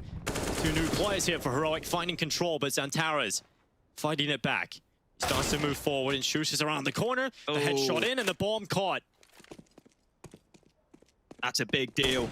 Shush can just try and stay alive. He's even got a molly to buy even more time in the ramp. And even though Stown's flashed away, Big have to get that bomb back. And there's another molly for Shush. Yeah, and Tessis has arrived to the party over here as well. 35 seconds. Big may have the A site, but the bomb is safely in the hands. And there's another incendiary. They know how many players are around the corner now. This is not going to be easy, but the flash in from Keto, they need to explode with 20 seconds. They need to take the fight. Shush, while blinded, gets one, but Searson replies quickly. Keto still locking down the site control, but there's only 15 seconds left, and Stown, he's come through. It's the 2 ops that remain in play, and with 10 seconds, Searson looks at the round loss. And it gets shut down just before the timer runs out. So Searson goes into the next round with money, but Big, no round win yet. And I love how Heroic have started playing this game. They play this really annoying style on Mirage, where they are so fluid with their setups. We saw it in the pistol round. Cadian was able to get in behind Big as they were trying to set up their play. Now we see it in the first gun round, where Heroic get aggressive towards B, they get the early kill there, then they have players pushed into A ramp, and because they're not using their nades to set up any of these pushes, they still have so much utility left for the late round that any of Big's set plays are being countered pretty early on by this aggression. This is a great start for Heroic. And Big are going for the heavy B lean at the start of this round. Currently 3 players in defense for Heroic. Gideon over here at short with his AWP. Refresh close at the end of the apartments, but Big have decided to go through the underpass instead. They leave Tizian up in the apps, throwing a bit of utility out, faking it out a little bit. As they go for the window boost, Down is ready, and he's just spotted the head. The window boost not fully committed through for Big. Heroic have rotated quite a few players over to B, but as the time goes on, I think they'll start to realize they don't need reinforcements on the B bomb site. They may need some help on A. Yeah, Shush is over here right now. Good headshot on the Xantares. We'll try and find a couple more of these pistols as they start to come through. Stown has arrived as help, as resources, and Cadian taking easy pickings into this round. It is just Tizian left alone. And with his P250, he shall try, but Heroic shouldn't be losing too much more here. Shush will go up the ladder. They haven't lost a single player, and they keep it that way. 5-0 for Heroic, a fantastic start. And as you said, Alex, the money is really starting to build on that CT side as well. Things do not get any easier for the German side. Big are going to need to get some respect back here. We've seen the early aggression come in that initial gun round. Heroic will keep doing that. If you let them, they're just going to keep going for those pushes. They love to take these different setups on the CT side. They love to be dynamic with the way they play on Mirage. They'll switch up their setups very frequently. They'll go for those aggressions to get information. Big can't let that happen, or Heroic are just going to be able to read them. Again, the apartments aggression keeps coming through for Heroic. They've got Refresh pushed up already. Currently, Searson out mid, holding for the short play. But once you've got a player in apartments and a player pushed through Ram, Heroic have just got so much control. Or Xantares. If he starts walking out of Palace, he has to be aware they didn't have a ramp play. They didn't have anybody watching it. And with Heroic and how they're playing, he's going to walk around the corner right into Shush. So that's a big opening yet again for Heroic. And Stown on top of Ticket goes for the flick down. Not too far off hitting that one, but just a miss coming in. Nade a bit too early into connector, but this time Refresh is pushing through B. They're just consistently gaining this ground. Tizian comes back, but it's another 1v1 fight that goes the way of Heroic, and Big are hitting desperation mode. Yeah, and Gideon's over here with the AWP, holding down short. Tessus has come in with a headshot elsewhere, and now it's just Searson. He's found his first victim. He'll go for the bomb plant at least. But where does he go with this one after? He jumps across, he's been spotted. Going over that way, bits out the AWP shot, and now trying to limit some of these fights, trying to put himself in a favorable position. Nice quick shot down onto Refresh. He needs another one if possible. He's been burnt forward, damage done, forces him into the site, and tests this in with a headshot.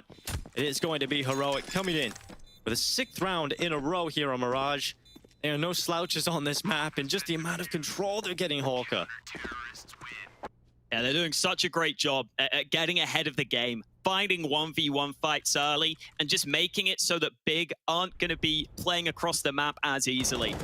This time it was Shush just holding. He waits for the fight to come to him, but Refresh himself had also pushed through. And at this point, Big just had to go for something desperate. At least they get the bomb down. They have a big losing bonus, so that may allow them to buy. But I think we might just need to see a set play out of Big here. These rounds where they spread across the map aren't working right now. Well, they've listened. They've got 4 players over at A right now. Just 1 player out top middle for Big as they start to head into the A site. It's Refresh playing in underneath the wood in front of those smokes. He's got a lot of his teammates over here to support, and Refresh might not even need the support. He's got one on Tizian. He's going in for the second, but Keto and Xantares, they've traded out effectively. They've got the man advantage here for Big. A couple of smokes should help them get that bomb down more easily, but they need that bomb down quickly here, Dinko. They've just used up all their utility, and now the smokes are fading. That bomb plant is not going to be as easy for Big to find. And with that Molotov in, that's going to force Keto into the open. Taps and now becomes the player that needs to stand tall. He's been able to find one, looking for the second pick onto the AWP of Stown, who's playing his position perfectly, not giving him an inch to play with. Searson, he's been pulled into action, but he's not been able to land a shot. And Tessa is trying to peer over the top of Ticket, finally torn out with a headshot of Xantares. And Stown baiting out the shot of Searson. He has already found himself 1 victim, but there's 2 more to collect in this round for the young Dane. He's only got the smoke and the kit available to him. He knows he's got to deal with these 2 players. He's aware of the likely positions, and oh, he's not too far off, but Xantares is still alive, doing damage onto Stown. He'll creep through the smoke. As Seriousness repositioned up to Palace, that position should be too strong. And Zantara's even peeking out for the 3K. Finally, Big get themselves around. Zantares finds a triple on the bomb site, and the switch up for Big pays off. I think the main thing that helps them in that round is just not having to deal with that early aggression from Heroic, not having to deal with that early map control that's been lost. Even though you don't have any nades left here on the A site, you've got into a good enough position. There's that shot from Cadian. Love that we get that X-ray sort of vision on it. This was Zantares jiggle peeking at the end of the round from the bomb site, and Big are once again upping the pace on mid. Oh, Cadian, good opening. But like you said, it's fast here from Big. They're putting pressure on the connector, and Refresh nearly getting caught with an nade in his hand, but it's Tizian. This cracked open an opening into the B site, but is quickly held with the incendiary and the repositioning of the second player into the B defense. Tizian's really good at just putting pressure on that B site, though. He's got that lurk smoke up so that Heroic feel like they have to keep a couple of players here. Cadian's one of them, but he goes back a second time and still gets the kill he was looking for. I love the confidence for the re-peek there from Cadian, but Keto has slipped the net. He's in behind. They're not looking for him. Refresh could be the victim here. Keto's got a smoke up on the right side. He spotted the barrel there of Refresh. He's got that information. And he's just waiting for Tizian. Taps in towards short. He finally gets his kill. And now Refresh knows he's got to deal with two angles. He gets the first out onto Keto, but can he deal with Tizian? Over the top, Tizian with the headshot. And that's now Big into the B site. They're going to get that bomb down, but Shush has rotated over quite quickly. No kits currently in play for Heroic. No real nades to speak of either, but they know that Big are likely trapped on this site. Shush is looking for the early angle, but it's down on the big flank that could be unexpected. Yeah, Zantares wasn't looking this way, but now turns his attentions over. But Tizian, he's looking the wrong way, and Zantares couldn't back him up. And now Zantares left in the clutch, hits the first headshot. Now looking for the second. Zantares, can he get it done? He can! A big round for Zantares, and that's exactly how he wants to start it off. Zantares has the highest clutch round win percentage on this big lineup, and we get to see why. Two quick headshots for him. He loves to use his aim, his snappy headshotting ability to win those clutch rounds for his team. Able to isolate that first one, drops that flash, and as soon as he sees the shadow, Zantares isn't just going to try and play the time. He's going to go ahead and take that fight. And I think you can see there, Big feel like they kind of needed that. After a rocky start to this game, they're hyping themselves up because they're finally back on track here. They forced Heroic down to a bad bye. It's been a grind, right? It's been a real grind getting that economy into this situation. And the number one player on the kill count right now for Big is Zantares. Previous event Hawker, don't know if you got to catch much of the FunSpark tournament, but in the finals, Zantares was certainly pulling Big through a lot of holes against Extra Assault. He can be that player that can keep you in these games, and he's just showing it there again.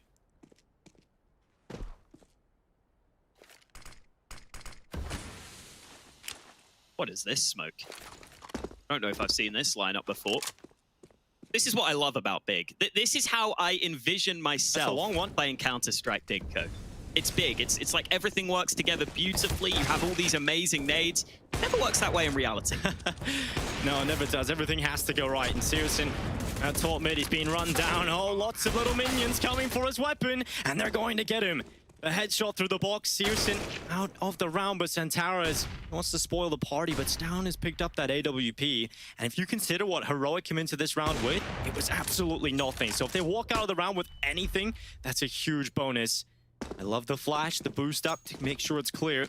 And Big, you know, their economy's not in a great spot right now, so they can't really hunt this weapon. They just have to bite the bullet and accept that it's gone into the hands of Stown. Yeah, we've kind of written off this round, but Keto could even go down right now. Oh, another player falling. This is so expensive for Big. This wasn't meant to be a round where we really had much to talk about, but Heroic just stick together as 5 players. They all go swarming on that mid position, using their strength in numbers, even if they have the weaker weapons. They're able to get away with 2 saved guns. They're actually the ones that save more out of that round.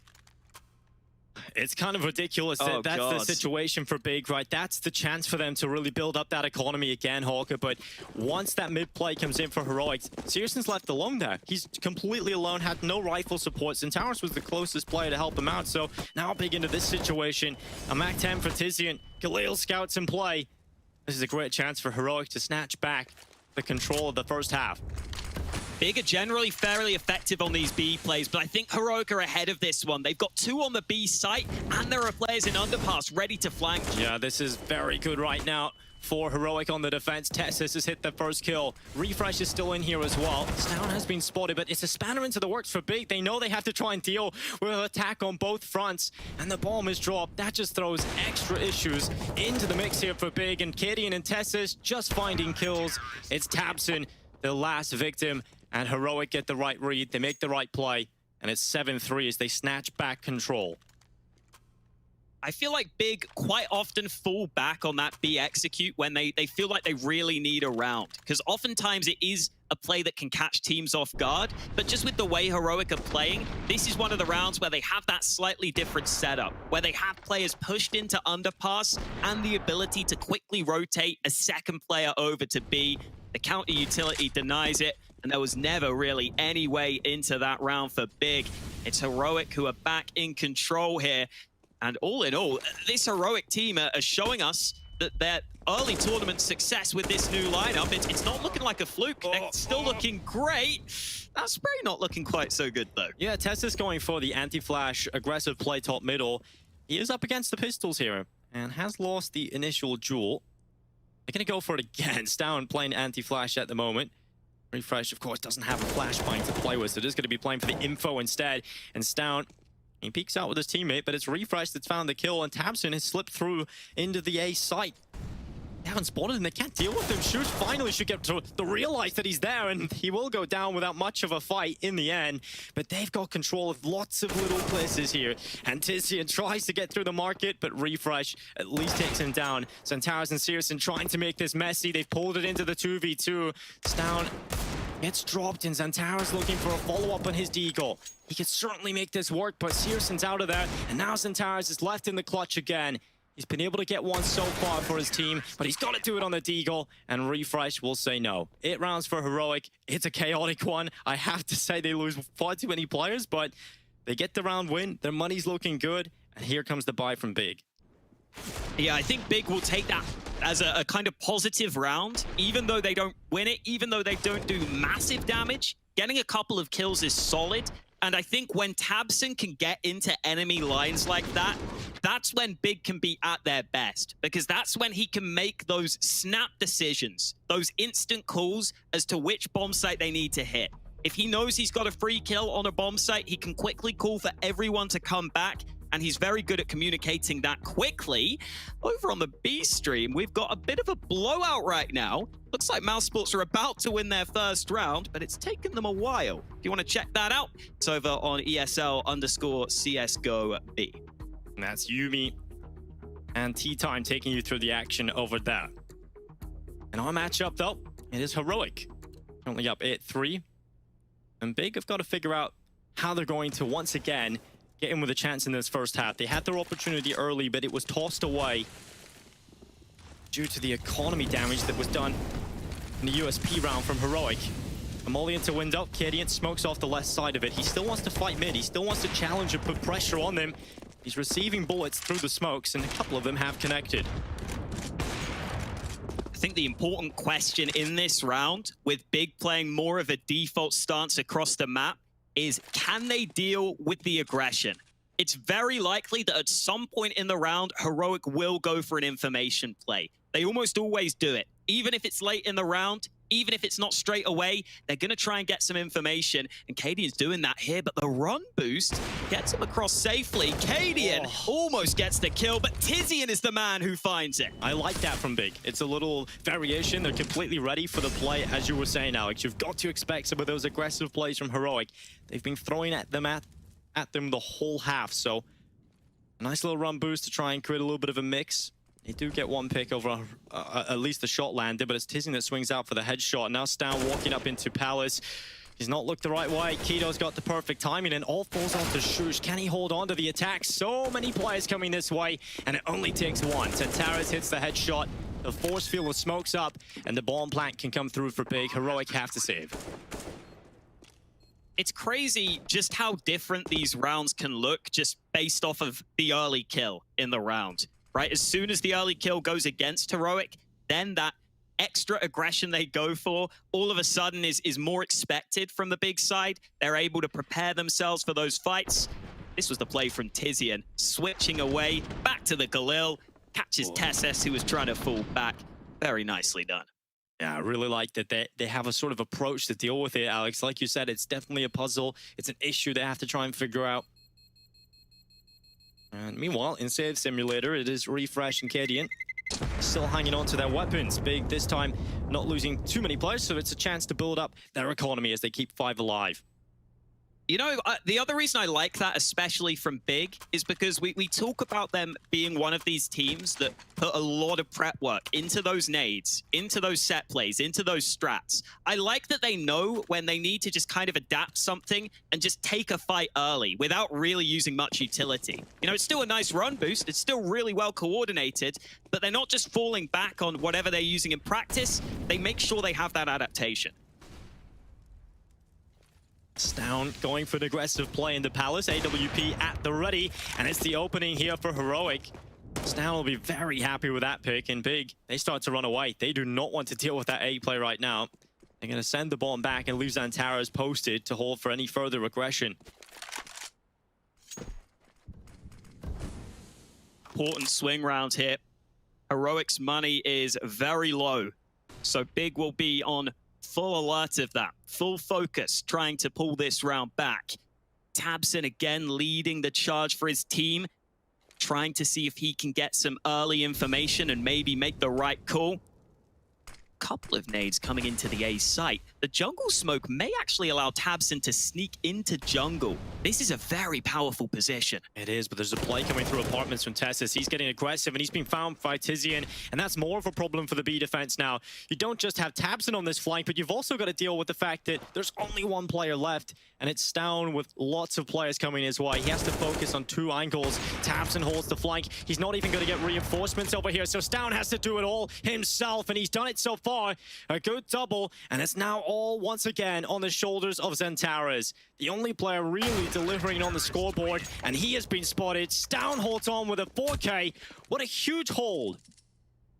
It's crazy that sometimes you almost forget about Stown on this team, Dinko, because he was hyped up when he was back on this Heroic lineup, when he was a newer player. He was hyped up as one of the Danish talents that people thought was going to be really, really good in the future. And I don't know if he's hit the heights that people expected, but when he's on point, you can see he is still a very good star player for this squad, showing it there with that secondary AWP. He's been landing AWP shots all day, up to 15 kills now, and Heroic continue to find success. 9 rounds now. 3-man B setup yet again here for Heroic to deal with this big play. They're coming in heavy to the B site, hot and heavy, and a first kill for Searson. As that aggressive AWPing we talk about, it opens up a lot of Big's opportunities, but Kadian has arrived on the rotate. Kadian still helping his short. He's got one onto Xantaras. He will be looking for follow-up kills, but Refresh it in the double. Tizian is snuck through, but Kadian, he's not ready for it. Tizian on the drive-by, the headshot connects, and Tizian's looking for even more. Stown in here with Shush in the market area. Tizian gets out of that position just at the right time, and now they've got to try and figure out where he is. Tizian's looking for more. He's not happy just with the 2 kills. He wants 3, but he's denied. Shush in, Tabson out there with a kill at short. It suddenly turns into a 1v1. He's looking for the final player, and Shush has got out. Sneaky Beaky, just like his name. It's a kill for Heroic, up 10 rounds. Shush comes through with the double, and it's double figures for Heroic. Tabson just didn't expect that Shush could have snuck out past that molly. Didn't get the timing quite right, and it leaves Big worse for wear heading into the last round of the first half. That was that first shot from Searson. Tizian was able to get into the backlines, though. They were able to cause chaos on this B bomb site and make it a close round. Unfortunately for Tabson, though, didn't have the right read at the end there. And that leaves Big with only a single premium rifle and ouch. Searson with that one, AK is already down low. Oh, Tizian just diving out with a MAC-10 and hasn't really worked out for him. Not enough pressure created that to really make the heroic players sweat. It's Kido, Xantares, and Searson left alone. And they're diving down. Searson at the bottom of the stairway. Xantares, he was there if needed, but it's Searson just catching KD and diving through the smoke. So suddenly, back into that 3v3 scenario, and the bomb does go down, but all the picks from Heroic come in quickly. Let's take the defuse here. It's been a fantastic half for Heroic. They're looking comfortable on their opponent's map pick. I'm looking forward to seeing if Heroic can keep this level of performance up, because they're looking extremely comfortable in this best of 3. The question becomes, can Big step up after the break?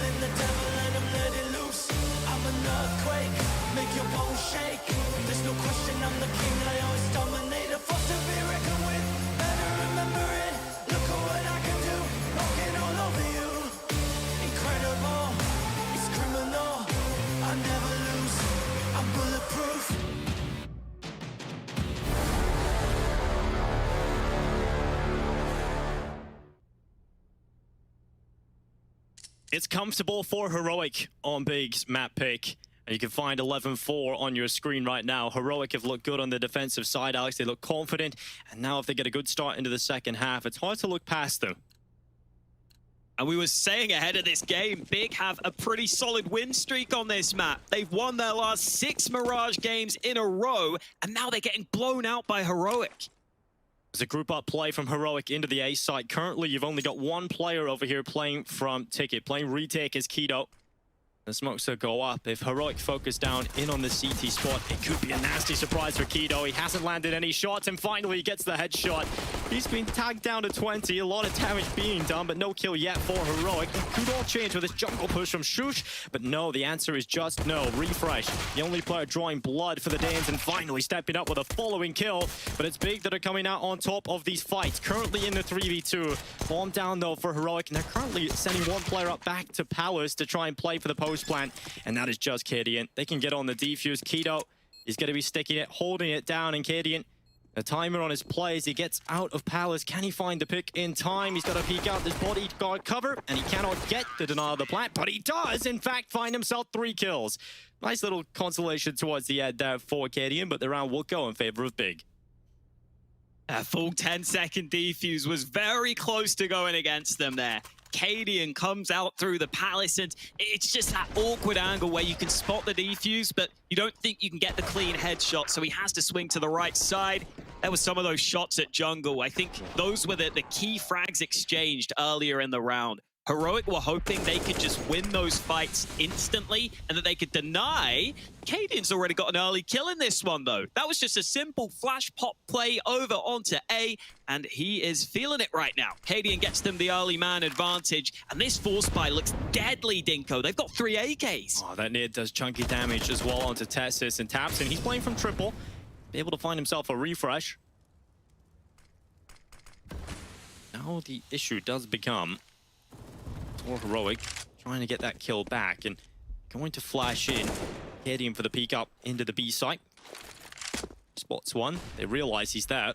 No kill for either side, just information passed on, and still looks like Heroic are leaning in for this A play. Currently 2 players in defense for Big, and they're both in towards CT. That molly from Stamp going over the top might make things a little difficult, but that certainly will make things much more difficult. Shush's Deagle headshot. Zantara's on the FAMAS just in front of the CT spawn. Be able to pull Tessis out of it. Down goes down as well. And the FAMAS is doing a lot here for Big. It's giving them the advantage. Now Shush and Cadian have to pull themselves out of this hole. 40 seconds to try and get that bomb planted. It's Tabson running forward to put pressure on him. And Cadian now, he's left alone in the clutch. He's got a double kill. And Tizian is left alone. Cadian looking for a 4K. He's going to commit to the plant, and that might just be his demise as Tizian comes around the corner. He's picked up the kill, and Cadian will fall. Cadian is feeling it right now, though. AK in hand for this round, not even his favored AWP, and he is still putting down a lot of damage. Unable to win the round, sadly, in that 1-on-3, but we all know that Cadian is very capable of those clutches. And again, with that bomb plant for Heroic, there could be an argument made that they want to go for another force buy. I would expect a half investment now, but this was that early shot from Cadian. The player was holding all the way back from CT, and it was that early kill that I think allowed Heroic the chance to really make Big play super defensively. Big had to play really far back after they lost that early kill. That's what helped Heroic get onto that A site, and they're forcing again, Dinko. You've put them right on the edge, right? You've brought it down to the 1v1. You've hurt them crucially when it comes to the bank accounts. So Heroic going for it. They've got rounds to play with here. And Xantaras, he's burnt down. He's down to 23 as the flames tickle his feet. And now he's had too much of a tickle. He will back away off short and throw as a parting gift on his way.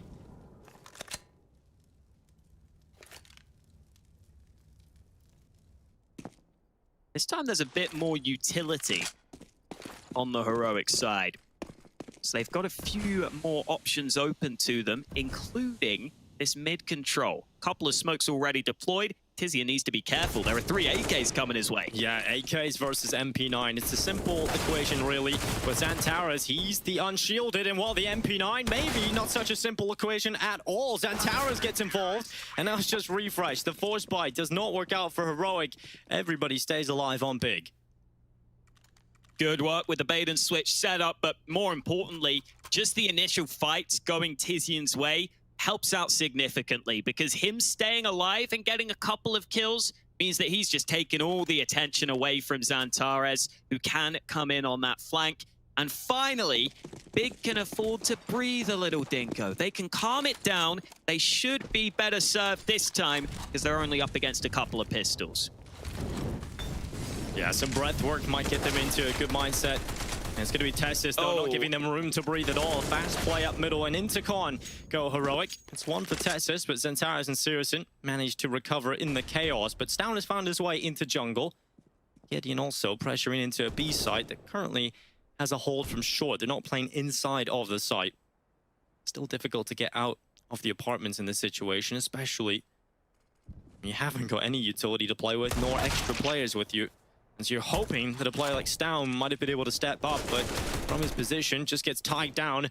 And headshotted by the USP. Wow. Shush gets involved, and that has pulled the rotation away from the B site. And Cadian, it's all about that bomb plant. They were all distracting, pulling away players, and it's worked. It's allowed the bomb plant to come through, and that's money secured for Heroic.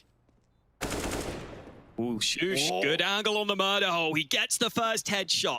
Xantares is on the site, though. I think he can lock it in. Shush has to really force the issue now. That E-fuse already coming in, and Shush is probably too far away. He's not even going to get the chance against Tizian.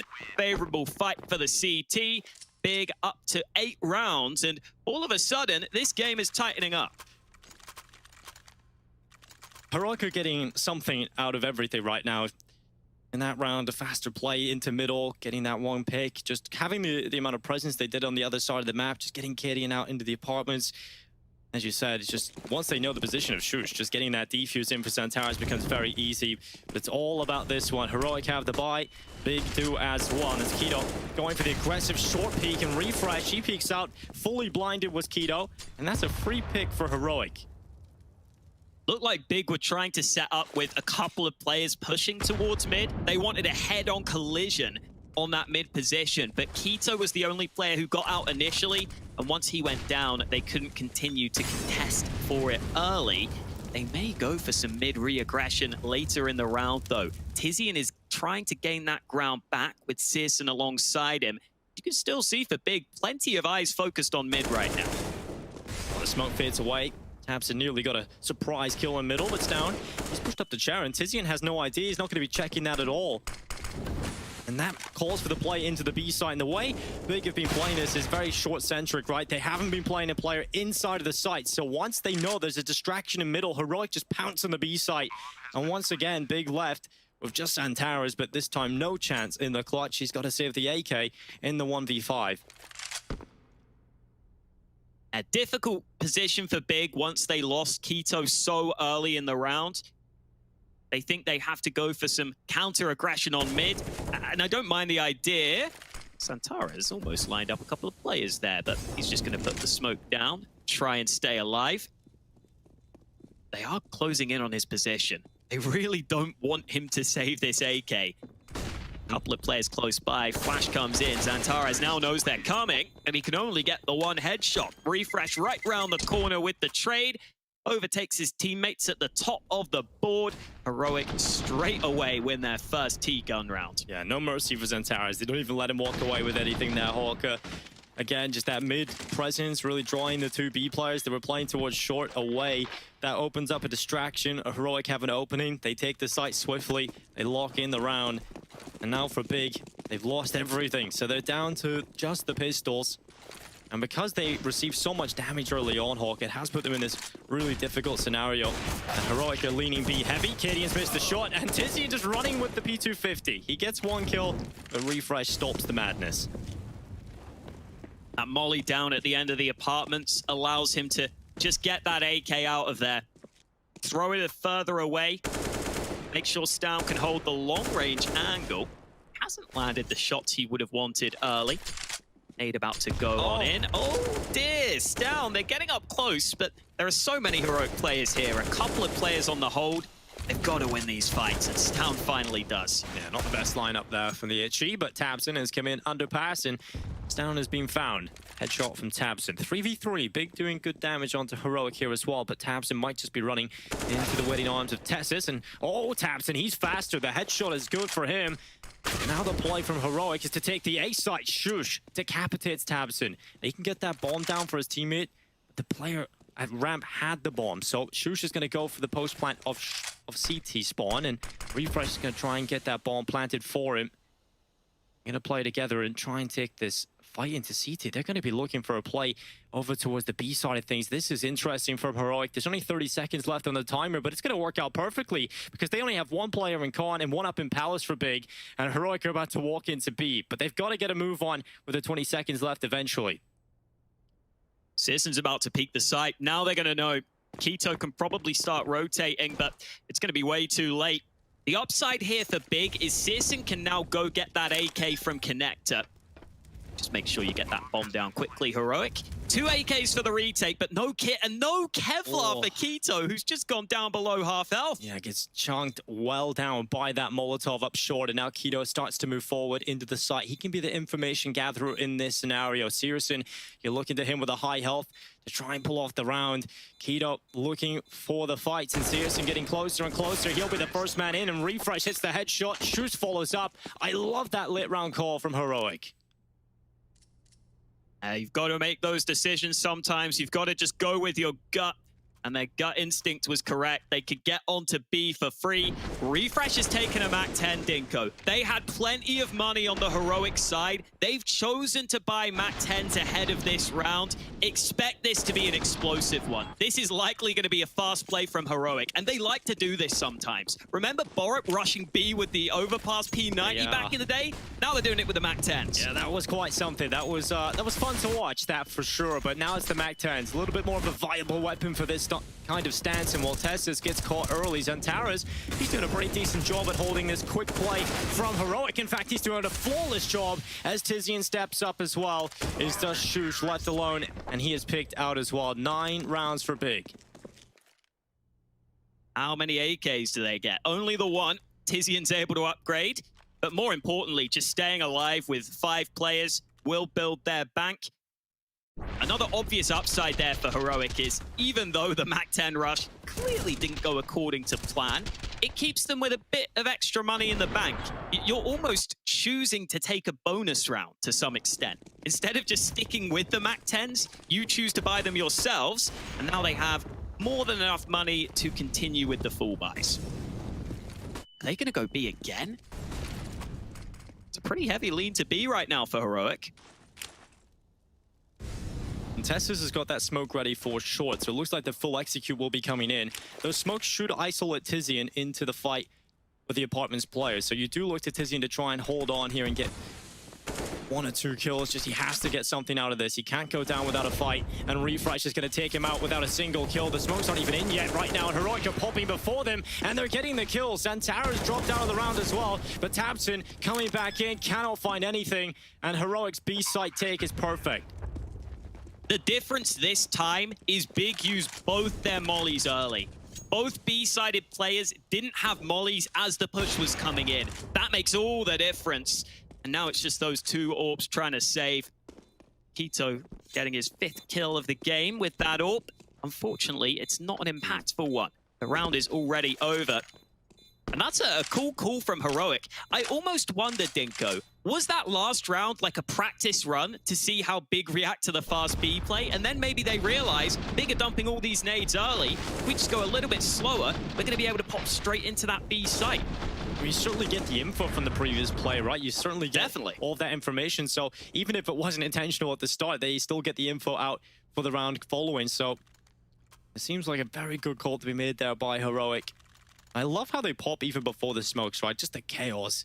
Even Zantaras was given a slight window of opportunity, but just couldn't get the frags on in. I do want to start the discussion very briefly about Refresh's performance right now. He's up there 23-12. It's great to see this guy getting a good team, a home finally that Refresh can start to develop as a player further. We've always wanted to see it, and now he's got the chance here at Heroic. Absolutely. He could be the real X factor that makes this team incredible. They're already doing a great job. He's starting to play great too, and here comes the fast play. KD and flash assist. Tessus just running in. Yeah, Tessus running up, but Keto is currently watching short, and he will get the kill onto Tessus. His teammate needs to hold, and Tizian on the double kill. He wants a little bit more as KD is now the last remaining player. This time, Big have walked away with a very good round.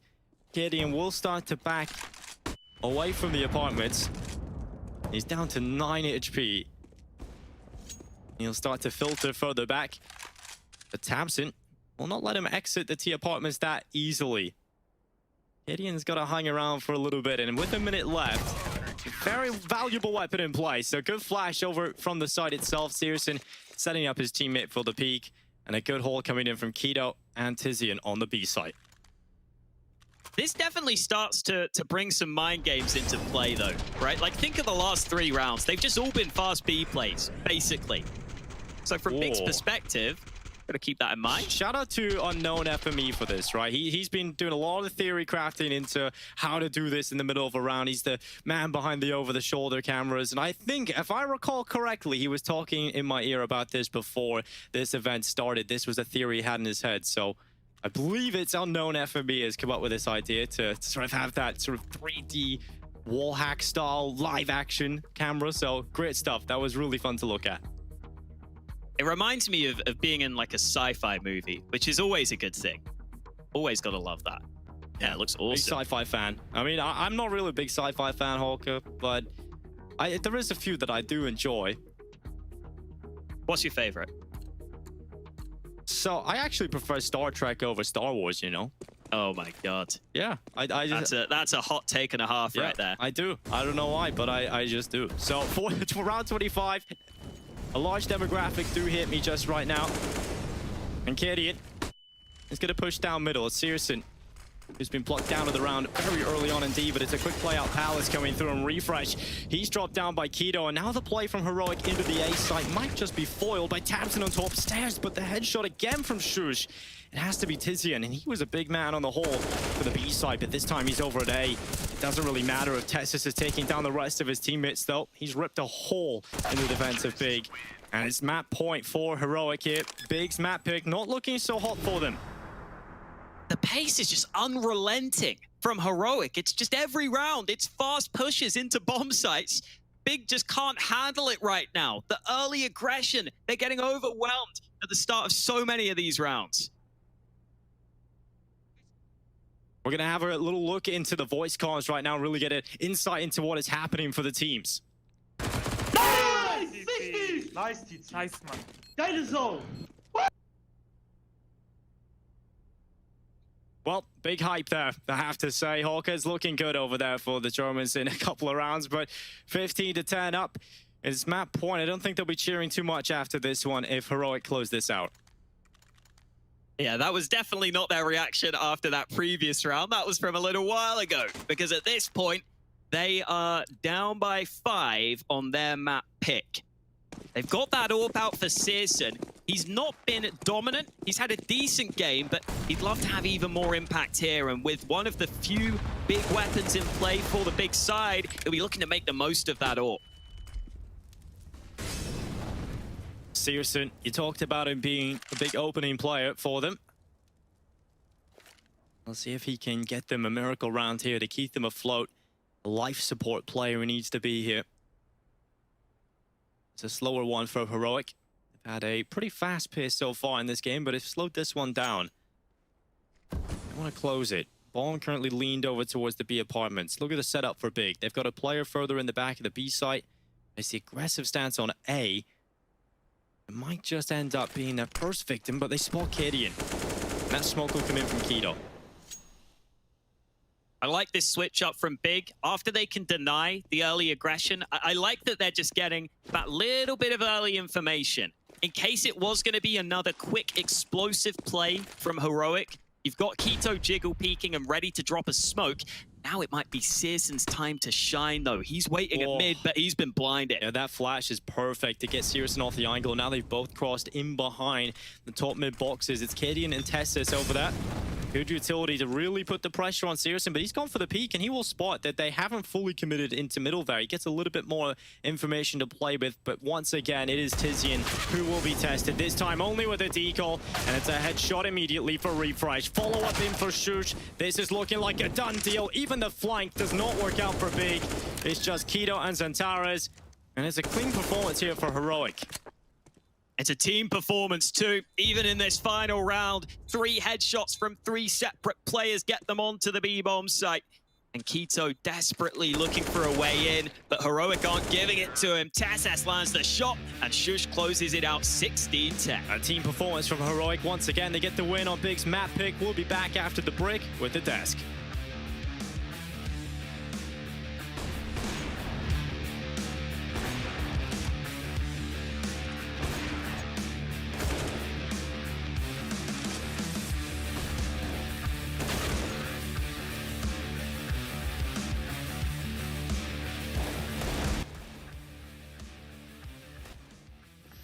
Так, видим, первая карта у нас за героями, да? Здорово всем, кто еще с кем не поздоровался, братва. Попрошу вас оформить подписочку, чтобы не пропускать турниры. Будем и жирик транслировать полностью. И еще у нас будет... Будет еще воскресенье Нави с гамбитами, очень интересный матч, поэтому подписывайтесь, чтобы не пропустить. Плюс к этому я еще веду стримы. Стримы провожу по CS, PUBG Mobile и World of Tanks. Поэтому буду всем благодарен за лайк, за подписку. Ну и если есть у кого возможность поддержать рублем, конечно же, это все приветствуется и очень ценится.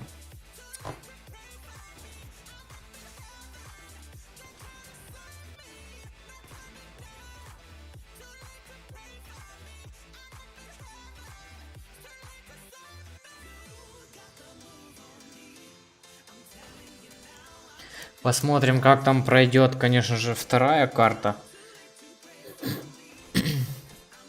Если это будет 2-0, то это, конечно, будет сильно. В принципе, без особого напряга прошел матч этой первой карты.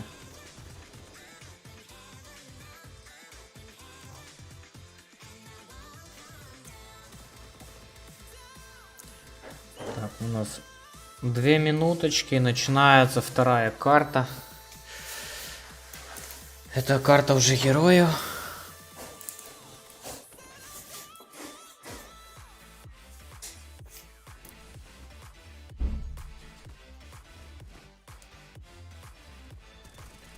Еще раз напоминаю и попрошу, если есть возможность, буду очень сильно благодарен, чтобы вы сделали подписочку на канал.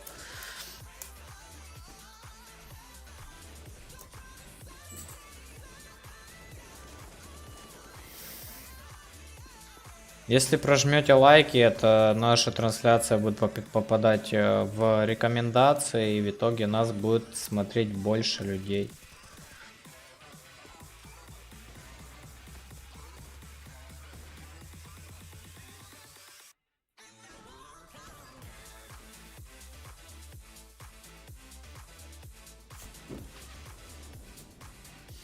К сожалению, не получается русскоязычных комментаторов подрубить, потому что все-таки блокирует трансляцию, не получается. Когда получится, тогда я надеюсь, до матча Нави я постараюсь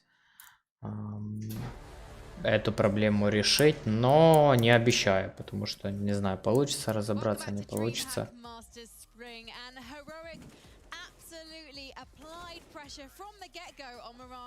And it just didn't stop. I thought, though, Big were handling things quite well on the CT side, but Heroic, those individuals are pretty darn hard to beat. Blair, how do Heroic manage to get away with so much? Well, this is something we all touched upon. I feel Hawker mentioned it while he was casting as well. The bigs, the utility on the T side can be quite impactful, right? And what did Heroic do? They kept poking and prodding, consistent, non-stop aggression to the extremities of the map. You saw Cadian with that floating AWP. Так, сколько у них там перерыв между, по-моему, 10 минут, да, или 15 минут между картами. And yeah, that first half, kind of whatever plans Big had just fell apart. And even heading over to the CT side, the second half coming in there, the first initial rounds, Big won. They hemorrhaged so many players, so the money never really took off. And Heroic, the moment they won a round, boom, money's gone, and it just ran away with the game. Do you want to run us back to the first half, boys? I know there's a round in particular you'd like to talk about, Mania? Yes, absolutely. We can dive into round number 6 because I absolutely agree with Blade. The pressure that Heroic was applying. Will you please have a look at the position that Shush already has down ramp when he finds Antares? But that's not all. On the other side of the map, Refresh is doing exactly the same. He's just using that pesky timing, Tizian Portson has no idea what hit him, and just like that, you're in a 5v3, and now all of the attack from Big is kind of funneled in, tunneled in that middle part of the map, and it is impossible. It's impossible to win, and so they will do that to you. They will apply pressure. All of the bits of map control you're not taking, they will take away from you, and as the round progresses, your windows of opportunity, they just dwindle, they disappear. It's like almost like Big were just marionettes and they were just being toyed by Heroic. They were just getting funneled into the B-bomb side, and most of the times there's not much time remaining. Just the positioning coming out from Heroic, it almost feels like they were ready. They were very ready for Big to pick this map coming into this best of 3 series. When you look at the numbers on the doors for Heroic, it seems like, oh, Tessa didn't really get much done, but actually... Здорово еще раз, кто не видел меня. Здорово, пацаны, да, это я провожу трансляции, поправлю волосы, да. Еще раз попрошу, кто еще не подписался, пожалуйста, подписывайтесь на канал, для того, чтобы канал продвигался, все-таки попадали в рекомендации, больше людей могли зайти посмотреть конкретно турниры. Турниры будут постоянно, повторяюсь, и можно будет смотреть очень интересные. Конечно, если будут популярные какие-то там пикаться команды, я буду выбирать на свое усмотрение, естественно, но буду стараться подбирать под ваш вкус и выбор, в принципе. Поэтому, ну, перехожу дальше к трансляции, не буду вам с физиономией, да, мешать смотреть. Спасибо всем, кто подписался, за лайк. Если кто еще не сделал, сделайте это, братва. He drops onto its underpass, is pushing up towards B. He's everywhere. He even pushed ramp earlier. I believe it was round number 3 or 4. I forget early on. And I know we're just looking at Refresh's frags here, but he's doing what everyone else in this on the CD side did. We saw Tests as well. Not able to get too many frags. It's the curse of the B anchor, obviously. But apart from that, we saw Cadian, Refresh, Shush, everyone just chipping in. And even Stalin as well, the secondary opera main. You remember how he was just running around trying to emulate Cadian in being that mobile AWP. I'm only joking, Blair. You're very multi-dimensional. And maybe slightly less multi-dimensional was the defaults from Big. They didn't seem to make much impact. No, and we're back to the AWP points. I just wanted to quickly bounce on that Refresh point as well. Something that he has, and which is quite unique in that Heroic roster, is that he can be a little bit unconventional. He can be a little bit crazy in some of these clutch situations, and I truly believe that you need one of these profiles in your team. Someone that's not always going to follow the rules. Someone that's going to cross a smoke or try some crazy bunny jump and go for that kind of duel. He's got that intuition, and if you have it and if you can balance it with some other players that will follow the rule, which I think Stam is a good example. He tries to play the good Counter-Strike. When you find that balance, then you can win the rounds you're supposed to win, and you can steal and rob some others because of guys like Refresh. We're going to Nuke next, boys. Oh, are you crying for Big? Ach, mein Herz. I think that it could be competitive because Searson, he loves this map. Zentaris actually playing really, really well. But Maniac, you mentioned Zentaris has had a role change recently. He's not on ramp anymore. Yes, Zentaris is discovering the pleasures of playing inside, which I can understand. It's a very pivotal position, and if you have the right position at the right time, you get to multi-kill people, which he's very good at. The problem for Big is that when people force them to move about and roam around the map, rotate, that's when it gets a little bit dicey. I don't like moving around outside either, which is why I'm not going to move a muscle during this ad break. So stick with us. When we come back, we're going to be heading to Nuke.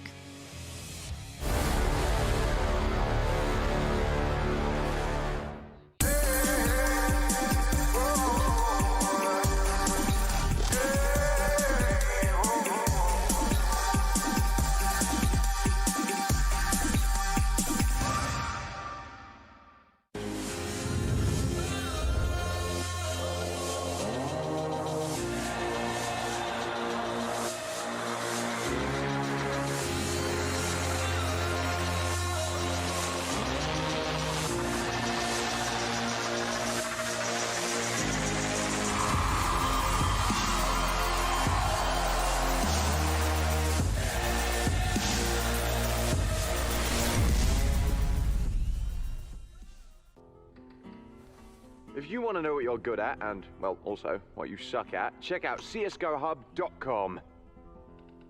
Coming! So, let's see what we have here. Oh, That's kind of eye-catching. It's some kind of punk rocker, anarchist-style skin. So the name is Neon Revolution. I don't think I've ever seen an AK like this. So bright, pink, and green. Look at that texture and the paint. I can almost smell the fumes. Anarchy. Feel that word. An-R-key.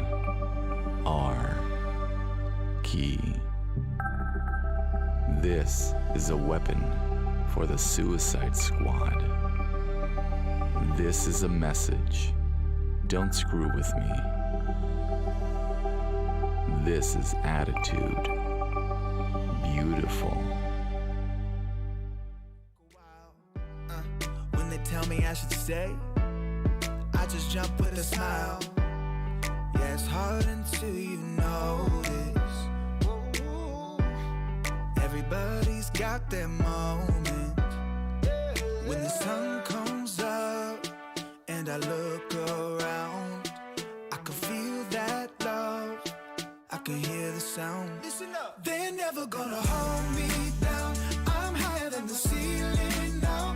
And then I need to worry about, 'cause I got no problems. I know it's gonna be alright. It's getting better every time. Nobody's gonna kill my vibe, 'cause I got no problems, problems. 'Cause I got no problems, problems. 'Cause I got no problems, problems. Do you feel a little down? Say it. No problems. Let you in, but you out. Sing it. No problems. They're never gonna hold me down. I'm higher than the ceiling now. Have none I need to worry about, 'cause I got no problems. They're never gonna hold me down. I'm higher than the ceiling now. Have none I need to worry about, 'cause I got no problems. I know it's gonna be alright. It's getting better every time. Nobody's gonna kill my vibe, 'cause I got no problems, problems.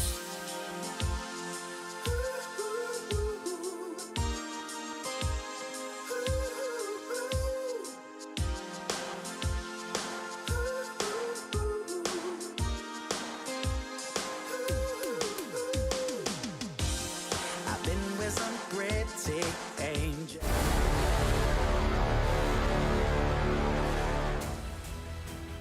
We're back for the second map. It's big down and out right now, but they're going to try and bounce back on their opponent's map pick of Nuke coming up. Looking forward to getting into this one, Hawker. You know, when we're looking at this one, obviously Heroic, you can't really look past them taking a series win. But when you look at Big, just focusing on a couple of players, we're really looking at Xantares, right, in that change in position. We're looking to see if he can deliver in his spot. Yeah, like Maniac said, he's changed away from ramp on towards A, so hoping to see him step up. I'm really looking at Tabson, though. I think Tabson has to be the standout player for Big if they want a chance here, because we know Heroic are excellent on this map, and this is actually a map where Tabson is the highest rated player on the Big side in the last 6 months. Nowadays, we don't think of Tabson anymore as that star player all the time, but I think Nuke is one of those maps where in-game leaders tend to do pretty well on. It's a pretty cerebral map. I'll definitely be keeping an eye on Tabson, especially around that sort of mini and outside area. He is very good with that M4A1S a lot of the time, which is another gun a lot of pros aren't using that much. Yeah, it's definitely looking solid. I mean, Tabson had a few moments where he's looking at crisp it up over on Mirage. We've actually seen some, again, pretty good performances out of Tizian when he was tested on that B site. If that continues to happen into Nuke, we've got a few players to get excited about for Big, and a chance here for them potentially, but Heroic certainly coming into this one looking to take the 2-0. They're looking for that Danish derby later on against Astralis. If you win this matchup, that is where you go. And Hawker, it's looking pretty likely as we head into this one. Definitely looking likely. When you look at the win percentage, it's been great for Heroic this map. They've won it 6 times. They've only lost it once in the last 3 months, and that was a 16-14 loss against Spirit. So a very tight game there.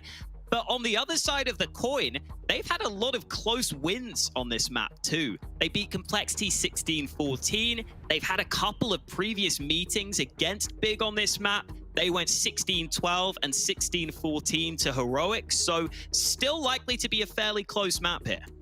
And this one is looking good for G2 after starting strong. Mousesports started to come back into things over on the B stream, but G2 looking to try and close it out. A much better buy here for G2. Of course, 3 AKs in play, and Amanek, I mean, doing Amanek things with that MAC-10. Rob stood no chance. And if you want to continue watching this matchup, which looks like G2 are about to head their map in their direction, that's over on twitch.tv/ESL_CSGO-B. It's Yumi and T-Time taking you through the action over there. Yeah, we just give you a little taste of it, Dinko. You know, you get a little nibble, and then if you like that taste, you can go ahead and have it. It's like a platter of options. You've got a couple of games you can go between. Yeah. It's great. It's like the free samples, right? There used to be this really good pretzel place where I used to live, and, you know, I would usually go out for the free sample, and then I would put my hoodie on or take it off and go back up for another free sample. I was just trying to make it look like, you know, you haven't seen me all yet, you know, but they probably did. They probably knew I was coming for more free samples, man. I mean, you can actually get enough free samples that you don't need to buy a pretzel. I guess that's just the kind of scummy thing to do, but it worked out for me. I feel like when you're a kid, you can get away with that way more. You can just be a little cheeky, have that cheeky little smile when everyone's like, "Oh, go on, then." Do you reckon it will still work now, Hulk? I think someone Twitch chat. It might for us. We look young enough. We definitely do. Maybe I'll try that. I'll employ that, but what Big are hoping to employ is a win here on Nuke, but Heroic, they're starting on the T side, and they're not going to be easy to hold off. It's Big with the dual Berettas. It's Tizian pulling them out. He's got an itchy grenade in there as well. Over for Heroic. Take a look at their purchase down, coming out with the only utility in play, the itchy flash and smoke. They're going to be used early alongside that smoke and flash, but Heroic have plenty of players running through Yard 2. Might be a split onto this A site. Well, Keto knows players have crossed over to Hell, but he can't do anything about it. So Searson now in a difficult position. Tizian getting one on the dual Berettas, but it's Keto that is the main fragger here for Big. Bomb will come over into the lower site. Gideon locking that bomb plant in, at least confirming the second round force buy. And that is all they will get out of the pistol. Just one kill for Heroic and a bomb plant. And Big will be relatively happy with that pistol win. Well worked by Big there. Good awareness of the possibility of that fast flank down to B. It initially looks like it might be a split onto the A site, but with that smoke that Stown ended up throwing out on towards A, it ends up being that split attempted to get down towards B. And Big, even though they kind of let that happen, they let the players get onto the B site, they won enough of these early kills to put themselves in a good position. Even when they're dropping down the vents, they're able to use all their players together to get those kills. Big have got a good chance to get off to a good start here. Although with that bomb plant, Heroic have decided to take a timeout to talk this one through. Straight away, off the back of a pistol loss, you're coming into this round, and obviously getting that bomb plant will secure enough money to get a semblance of a force buy, put a few rifles in, some upgraded weapons. So there's certainly a round you can win. And, you know, as the meta has continued and the economy shifts in Counter-Strike, the pistol round and the follow-up round come in a package, right? If you want to get off to a good start, you have to convert that pistol win. It's not enough just to get the pistol under your belt. When you're going up against a buy like this, where Heroic are on 3 MAC-10s, a Galil and a Deagle, I mean, it still is certainly potent. We'll see if Big can hold on to this. The upside of this is that Heroic have much more utility than they would have, and they're going to use some nades early with the aggression. Tizian quickly traded, and they can get access to that B bomb site. Well, Keto's going to try and stop them from going down without damage, and doing his best, but he hasn't been able to get a kill just yet. Eventually gets a chance, but it's Stown that's won it out. And Tapson's made the quick rotation down into the B site. He's separated. Zantara is severed off from his teammate with that Molotov. And Heroic so far so good, but Searson sneaking in. He's pulled the dual Berettas out. All plant secured again here for Heroic. The headshot at long range with the Julies for Searson. He's going to try and get in close, and behind him, it's another kill for Searson on the dual Berettas. And suddenly only Cadian left in the 1v1. He's got a chance here with this Deagle. Searson is under a good bit of pressure. He's got that smoke, hasn't got the kit right now, so that does create a bit more pressure for Searson. He'll try and draw Cadian into the open. And Gideon's not buying this. He doesn't believe he's on the bomb, but now he might think it's going for him. He runs forward, doesn't get the kill, but Searson's off the bomb, and that's all that matters right now for Heroic. Running that clock down, and Gideon still gets the kill in what is an extremely awkward engagement. Oh, the dualies were looking so good for Searson earlier on, but they betray him in that final fight. He did some early damage and then just couldn't find the follow-up shot he needed. Cadian gets away on 2 points of health, and Heroic's Force Buy works for them. And that utility had a pretty big influence on that round. As you pointed out, the Molotov helped spread apart those big players. They have flashes, they have that smoke to help them get the bomb down, so the emphasis on the nades was working for them. And now they've got to handle these Deagles, which could be deadly. Tabson's got an early frag. Oh, Stown, he's ready for that play. If Tizian just walking right through the smoke, he'll take that gift all day long.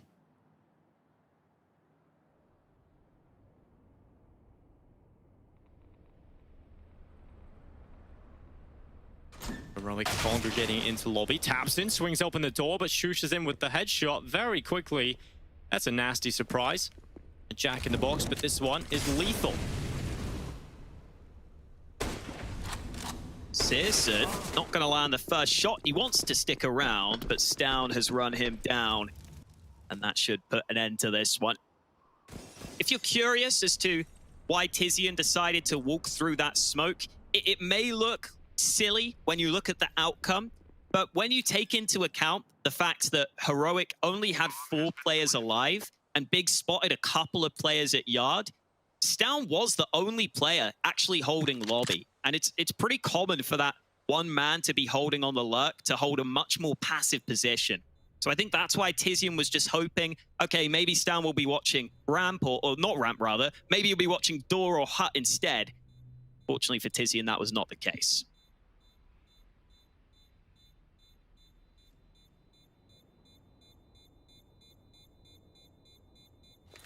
Xantara's just looking to hang on to the Kevlar and the MAC-10. It's a whole lot better than going into the next round with nothing, right, Hawker? You want to at least have something to play with here. So Xantara is going for the save call, and Heroic are up 2-1. Again, just a reminder, if you are tuning in, Big won the pistol round, but Heroic came back and won the force fight. Searson tried his damnedest to get it over the line for Big, but they couldn't convert it. And now Heroic have a little bit of leg room to get this T-side going. And what they're going up against doesn't look so solid for Big. But coming into this team, I've been very, very impressed with Shush, right? You know, he's coming into this team. We kind of all agreed that a direct trade for board made sense, right? That was the one move that really made a whole lot of sense. And he has started to pop off. He started to really slot into this team well, and he gives them such a strong supportive element. Yeah, it's really impressive, the amount of early success that Heroic have had with these roster moves. I think, based on the results I've seen so far in this tournament, like my 2 teams that are looking the best, I think are probably Heroic and Gambit. Like just based on the performances and the way they've got their wins, they look like the best teams here right now. Definitely positive signs for the 2 teams that have been dominating across each and every top level tournament. Looks to continue into DreamHack Masters. Well, now the USP, the MAC-10 and the Deagle start to gather up to see what they can find, and they have found a couple of kills onto Heroic. Refresh getting involved with the Galil, and this time is ticking as Xantaras looks to hang around. This time does not need to save the MAC-10 because they will have money into the next one. It does look like Heroic and Gambit might get a couple of new challenges, though. Like that Na'Vi performance, that's exciting. Yeah, we've got a lot of fun matchups ahead of us. The worrying part about Na'Vi is every time you put your faith in them and you get hyped about them, they just change it up, right? They just break your little heart, Hawker, and hopefully they can stick together with that performance. And I don't know if it's going to be exactly sustainable with the likes of Perfecto and Bit having those superstar performances, but if they can pop them in every now and then and just maintain a good level, and it gets very exciting, and a test may begin for the likes of Heroic and Gambit. But in this test right now for Heroic, they're going up against Big, and it's a buy round out for Big. It has got some weaknesses. It's not perfect. You've got the MP9, you've got a heck of a lack of utility.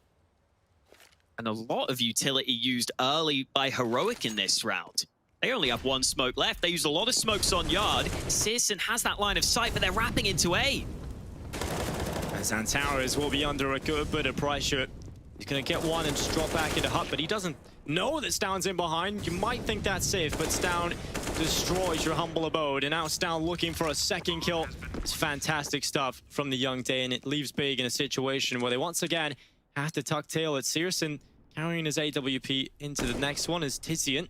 He's stuck in ramp room, only got the MP9 now, so these fights actually could work out for him. He gets a little bit of extra cash, he can mow them down. He's close to getting the double, but unfortunately Refresh finds him, and it is just now Searson having the safe game. Loving what we're seeing out of Stown so far today. He just looks really composed in a lot of these scenarios. We saw some excellent success from his secondary AWP over on Mirage. Searson, gotta get back to safety. They're gonna flash and run at him. Yeah. There's not much time left. Oh, Searson just hides it behind the barrel. That might save him, but they're over the top. That's the AWP gone. That's heartbreak for Big. Nothing safe for them. This was Stown, though, just so patient. Knew exactly what he needed to do.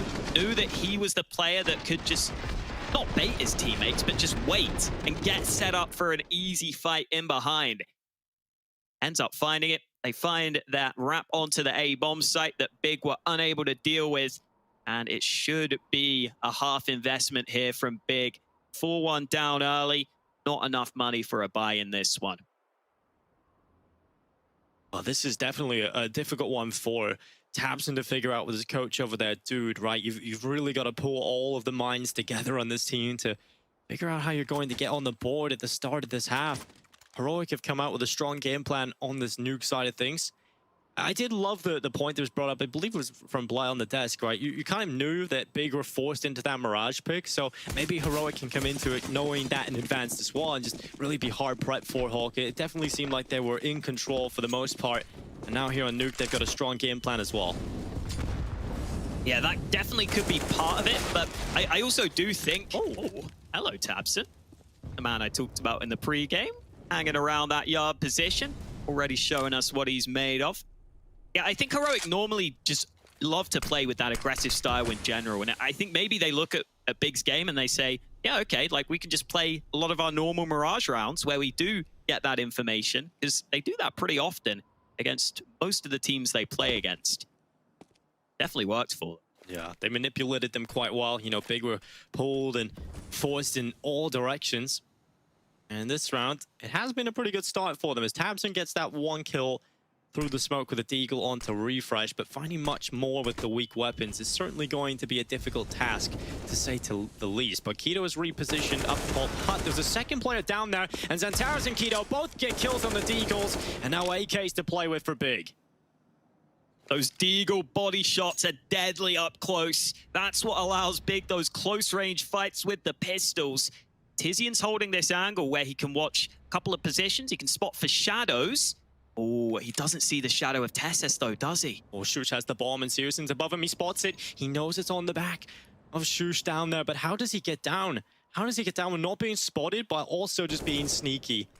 Shush gets in front of the doorway. In the meantime, Xantares has gone down, and Shush is out into the site. Keto has got the information thanks to Searson. He's passed that on, and he's got close into hut. Now he's creeping up with a bomb plant, so Shush might just go down here, denying the plant. Oh, it just comes in last second on the plant, but Big still went out the round.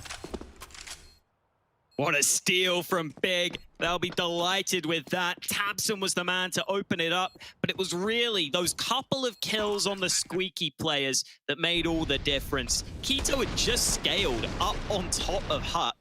Oh, wow. Did tabseN's shot that went behind, like, make a little sightline there through the smoke? That can happen sometimes if you shoot the floor and the little dust comes up. Yeah. I'm not entirely sure. It's hard to know because when you're on the Go TV, the perspective is a little different, right? In comparison to client side for tabseN, but definitely a possibility. But a nice shot nonetheless in a big round, no pun intended. That gives them a bit more comfort now. Second round on the board for Big, and a buy round at the ready for this one. They've even got a couple of AKs into their hands. Searson has found that early fight on yard. That was AWP on AWP. Searson gets the better of Cadian this time. And Tizian, he's forced down off his ramp position, but Stown looking to fight him. wants to pick, but he knew the heaven peak had dropped down into hell, and it's Searson with the AWP getting the follow-up kill for Big. That keeps them in the man advantage situation, but can Searson get even more out of the round? Tessus with the AWP in this one. Searson is holding that red cross to secret, and Tessus misses the shot, and that'll be his death sentence. Searson getting involved all across the map right now, rotating between different positions. Refresh in an awkward spot. I'm not sure if Searson will fully clear this, but it looks like he is going to peek out, and Refresh just went into the open. Searson on for the ace right now. Shush might not want to give it to him, though. 45 seconds in play for Shush. He walks out, but they're ready. They are poised for Shush to come out into the A site. And even if he gets one, there was always a second, and Keto passes the test first time. 4-3. As Big now starting to build their economy on the defensive side. Heroic going for their second tactical timeout. They called one straight away after the pistol loss, and now this one coming in they led on in the first half. So it feels like Big are back in with a chance here. Nice angle from Searson early. Not one that is often expected when you jump up on top of that garage position. And then it was just a close and clean quad kill, right? Just a lot of different fights, taking his time on all of them. Really down to the positioning more than anything else. Wasn't the flashiest round you'll ever see from Searson, but it was an incredibly important one, a very impactful one. It's going to help Big build up some money, and it's going to force Heroic down to a position where they have almost no money in the bank.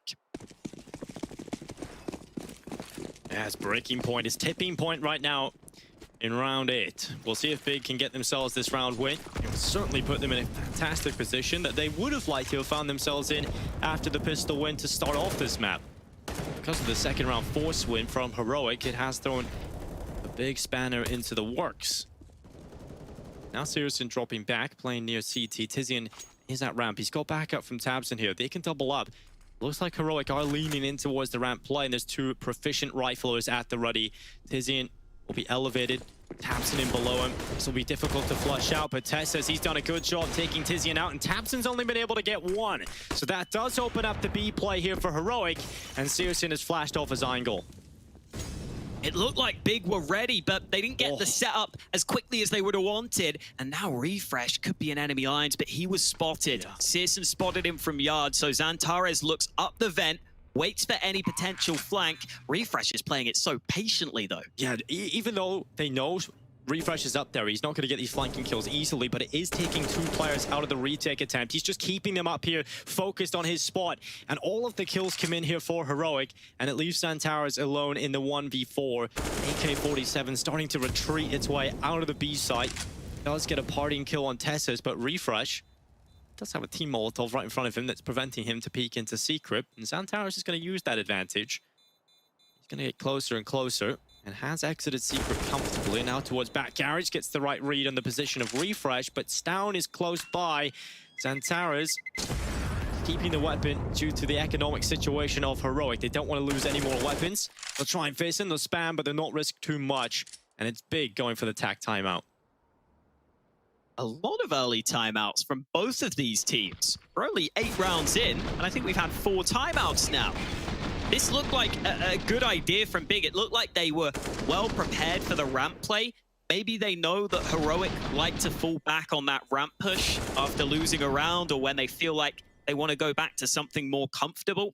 But they don't quite assemble the setup quickly enough. And you can see from Tabson's perspective, that's so frustrating, because they call for the 2 players to stack ramp.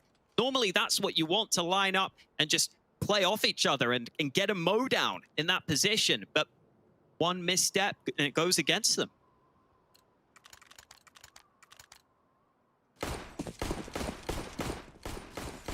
Both teams with solid purchases now. There's no real weak links. There's no chinks in the armor just yet. So a solid buy for both teams. 2 kits in play for Big, so keep note of their positions. And it's a quick play out here from Heroic. The flashes are perfect from Tessus. That allows an opening in for Refresh, but Xantares makes it short-lived. And now it's the real play. It's the outside play from Heroic. Tizian's already gone down, though. He's not playing ramp this time. He's ahead of the game. Yeah, he's coming up quickly into Secret. He's got a good position, but he's checked. Stown is so ready for that.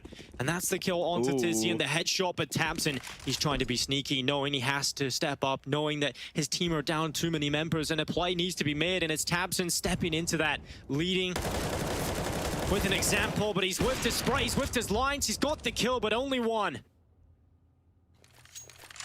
Imagine if Stown doesn't turn back there. It could have been multiple players lining up, but instead it's a 1-for-1 trade. And now Xantares wants to show Tamsin how it's done. Xantares is currently walking down Secret, but Cadian, he was holding it. And now, it's Shush walking into the angle. Xantares picks him and drops back. It is a 2v2 here, 44 seconds. Good stuff from Xantares not to overcommit, not to lose his life. He still has Searson down in the site. He's playing from the cubby. They have no idea that he's in here right now. They have to be aware of a possibility of an aggressive play under the bomb planter, but it's safe in behind Silo. And Searson hasn't been able to find it, but the info's gathered from Tessus, but the shot is good from Searson. It still comes through. And now Cadian, coming out of the control room, has to clutch it out. The shot is landed. The HE is not going to reach his position, is not going to reach its intended mark. And Cadian's under so much pressure. The headshot from Xantares, well played. Great composure from Big to win that round. And it was that decision by Xantares to just completely fall back off that angle that made it so that Cadian wasn't ready for his position at the end of the round there. He just didn't seem to have any clue where Xantares was. He wasn't sure where that final big player could be. So once he puts that shot into the smoke, it's easy pickings for Xantares, who comes up with an all-important flank. Searson played it very patiently. This was that last fight that Cadian wasn't ready for. Big are having to work hard for some of these rounds, but they're doing a good job at staying on top of these situations. Because once Heroic got down lower, I thought they were going to have a really good chance to just execute onto B and win the round. But this time it's Big who steal it back.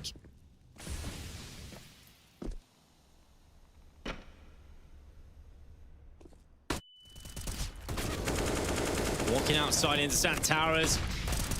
He'll easily take those two picks. Tamsin and Keto stepping up, and now Searson trying to hit the shot, but Cadian will fall down. 5-5, tied up. Big, they did get the pistol start, Alex. It was foiled by the second round force buy of Heroic, and they've had to dig deep to get themselves back into this position, and it has come through for them. Another good performance for Xantares. He's up to 11-4. Searson's been playing pretty well as well, 9-7. Heroic going out for a purchase. 2 Galils, 2 AKs, and a MAC-10. Cadian having to take the weaker weapon ahead of this round. And not ideal that you have a couple of Galils in there. It's important to get that full utility on Nuke. That's what Heroic decide to focus on. They're using some of that utility early. Searson goes down the vents. But Heroic have still got plenty of players in lobby. Could very well be an explosion onto this A site. Flash for the pop play. And he's going to work on to Xantares. He's forced further back into the site. Going to have to smoke off all of these mollies. They're trying to make an inferno on the site here, Heroic, but it's not really worked out for them. Xantares has just picked off Stown, who was severed from the rest of his teammates. Now Keto is going to throw some aggression into the mix as well. Xantares hitting the shot through the doorway, but Cadian and Shusha found the kills back, and Tamsin over Heaven with the headshot. It's Cadian and Refresh into a 2v3. Heroic, once again, a man down. It almost looked like those early nades from Heroic weren't followed up on quick enough. They end up just kind of giving away. They're going to push, and here comes Searson. Up from Secret, catches Refresh in the back. It's Cadian in another clutch. We know how capable he can be in these situations. He's going to start making his way forward around the corner as Tizian, but he's got a good angle here. One that Cadian did not check. And a headshot from the MP9 is deadly enough. It's 6-5 as Big reclaim the lead. They've done a really good job at stabilizing here. Getting back to the 6-5 lead. There were a couple of moments earlier in the game where you thought they made a misstep or a small misplay that could have been really costly. They lose that one key fight that looks like it opens up the round for Heroic, but they're still able to bounce back from some of those moments. And now Heroic are the ones with the pistols and a potential fast A play. Well, they're grouping up at the ready for it. Xantares has got Incendiary at the ready to deal with the faster play, but they've burst out so quickly it hasn't even been able to get effective. But luckily Xantares gets the double kill. Keto did well to get one before falling. There was an onslaught of players running him down. And Gideon falls victim to Tabs him from above. 7-5 now for Big. And Heroic with the money back. It's the AKs, the utility this time. They won't have any weaknesses. And this time they should be a bit better served on that front. Great to see Searson having a good game here. Always a big piece of the puzzle for this big side. Xantares, definitely the standout player so far, though. 15 kills on the board. And obviously his role switch as well, his position change. He's handled it very well so far. Great to see out of Xantares. Stout's taken a lot of damage, but I don't know if Xantares knows he's pushed in on the edge of this smoke. Got to be careful that you don't go down here. Yeah, this is definitely sneaky with Stout's just gone down the vent. Nathan will throw a bit of a curveball to Big. And Tizian and Tabs, and they like to double up in the ramp, but that flash is just about ineffective on the shoes. He held a good tight angle, but it doesn't even matter. Even though he avoids the flashbang, Tizian still wins out the duel. I don't think we've seen any response to Stout dropping down vent, though. We haven't seen someone rotate down to B. And if Heroic are aware of that fact, then maybe they can quickly find access to this B site. And if Stout can cut off the rotation, that's when Heroic have a really good chance for a fast bomb plant. Well, they're going towards outside past red. The nade will catch 2 players. It does damage onto Kedian and Refresh, but they still continue their charge into the lower site. Stout has been down here, just making himself comfortable, making himself at home. And Tizian, he is aware of the possibility. They've got players down here now for Big. Tizian is the player inside of the site. They will look to try and deal with the initial play out decon. He's found one, but traded out pretty quickly. And Searson on the ramp at the right side, holding, just waiting for something. And finally, the rest of his teammates will arrive. Heroic have not gone onto the site. They have not been able to plant this bomb. And Big are in control, but they can't just go back up the vent. And that's a window of opportunity. The bomb did get up, but Kadian didn't follow. Full health for Testes, but 4 players against him. And where's he going to play this post plant from? He's planted it a little open so he can go back towards door, try and fight. Unfortunately for him, though, he's unable to win it. Keto comes out on top. Big have really bounced back here. I was worried that Heroic were just going to come in and take over Nuke, but clearly some of those past performances, those previous matchups between these two teams that have been close, look set to repeat on this map.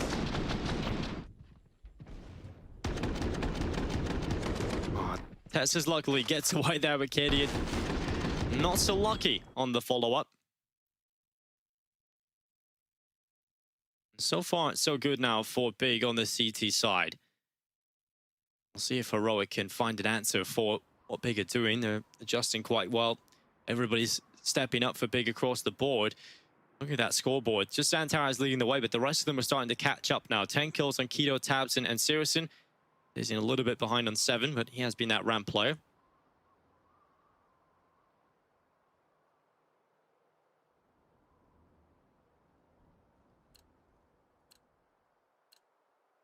AKA's back out for Heroic. Still solid utility for them. Might be time to fall back on something like the yard smokes, maybe try and draw some rotations out from Big, but Tizian's again got ahead of them. He's playing inside secret. Oh, this could work out, Tizian. Oh, they're just running with their knife out. Refresh right into the guillotine. Loving some of these switch-ups from Big. It looks like they are getting ahead of the curve. They're not giving away this position for free, but Tabson's just giving them a free frag. Yeah, just walking, trying to transition outside to a stronger position, and maybe just a little unnecessary. Now Tizian taking a fight. All that hard work, a grid opening kill, and suddenly it's Heroic back into the swing of things with the man advantage, but Searson has pushed through the ramp. He's holding for the lobby play of Heroic. But I like how they're going to put a player up on the T-roof. They're getting ready with some of that utility, and Searson's dropped down. They're going slow here. They've killed the round completely here, Heroic, and that is making Big think.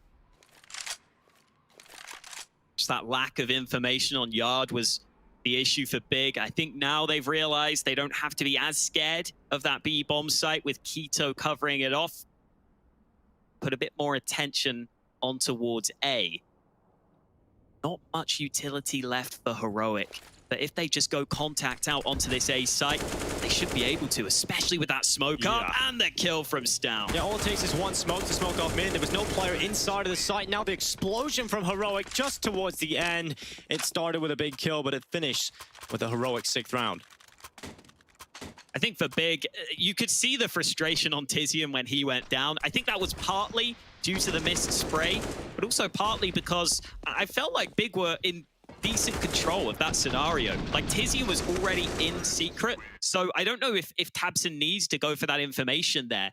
That full control of Yard, not necessarily needed when you've got that early kill, when you have someone ready down secret ahead of the game. But unfortunately for Big, those fights go against them, and, well, Searson's been caught out early in this one. Through the smoke, the first victim found for Heroic, and Tabson, this was the play he went down previously with this play, trying to transition outside, and he's into garage. We'll refresh, expect him here. He's walking closer, and again, his back turn taps him with a free kill. Tizian aggressing into ramp, this time working out for him, and he gets away. He's going to stick around, though, because Keto's here to help. Tizian able to find yet another frag with the help of his teammate. Heroic don't want to go down to B, though. They're going to wrap up to this A site. Oh, and Xantares is ready for it. Molotov down deep into the site. Xantares just holding for the cross at heaven, and Tabson, oh, he gets caught outside. Gideon, good awareness to check that. And he brings down Tabson and turns it into the 2v2. Gideon's going for the fight at mid, and he's going to lose the bomb. Shush now into the 1v2 clutch. He has been able to find his first victim, but look at that health. 3 HP, no bomb control. And Xantares knows this. He knows he can just watch the cross out. Finally, Shush will spot him, trying to use the Molotov, but Xantares knows he just needed to land one shot. It's Big leading the way in the first half. We'll see if they can pull it back and get the win here on Nuke.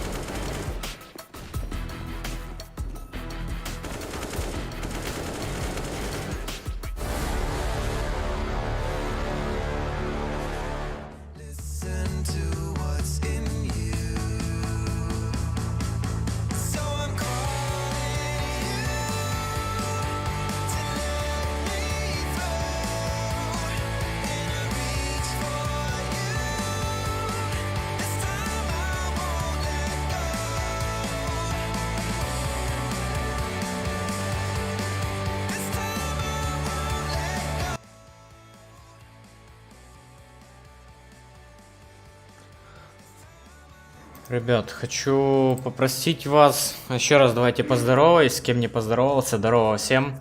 Хочу попросить вас оформить подписочку, пожалуйста, на канал и прожать лайкосы, для того, чтобы можно было продвигать канал в рекомендации, чтобы он попадал, YouTube его рекомендовал, и мы с вами смогли смотреть с большей, да, такой аудиторией трансляции на турниры.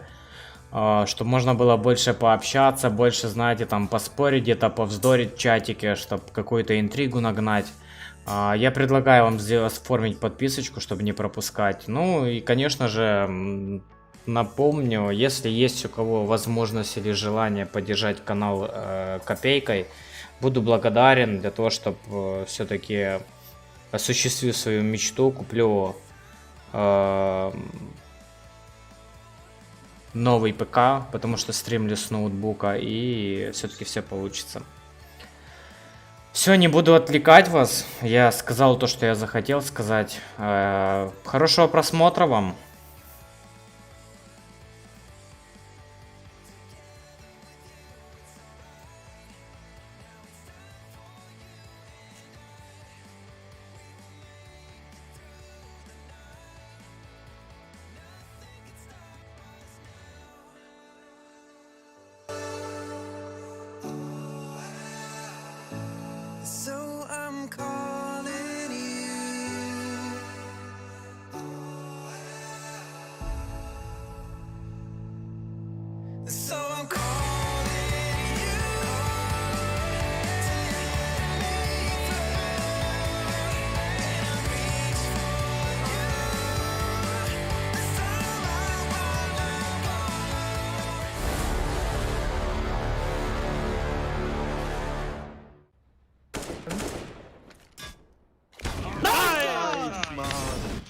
you, brother.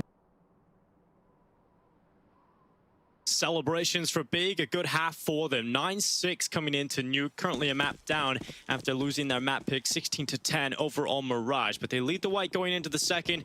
They'd love a pistol win here. They would. Heroic on the meantime, looking on their CT side to see if they can get off to something spicy here. Nade ready for Stown and a CZ for Cadian. That could be a pretty deadly 1-2 punch. Especially when he's up on top of the hut here. Very difficult angle to flush out, and he's got one. Just rattles back, reloads his weapon, and then pushing out here, but getting caught by every Heroic player. Tizian and Tabson just mauled to pieces. Heroic with a clean pistol. They just don't get anywhere in that round. They don't get out onto the site. Cadian gets an early kill, but there were just a couple of Heroic players in position. Every single one of them lands their respective shots. And Big don't even get a chance to play the pistol round. Instead, they're going to try and see if they can win this follow-up. They've got 4 Deagles and a Scout at the ready.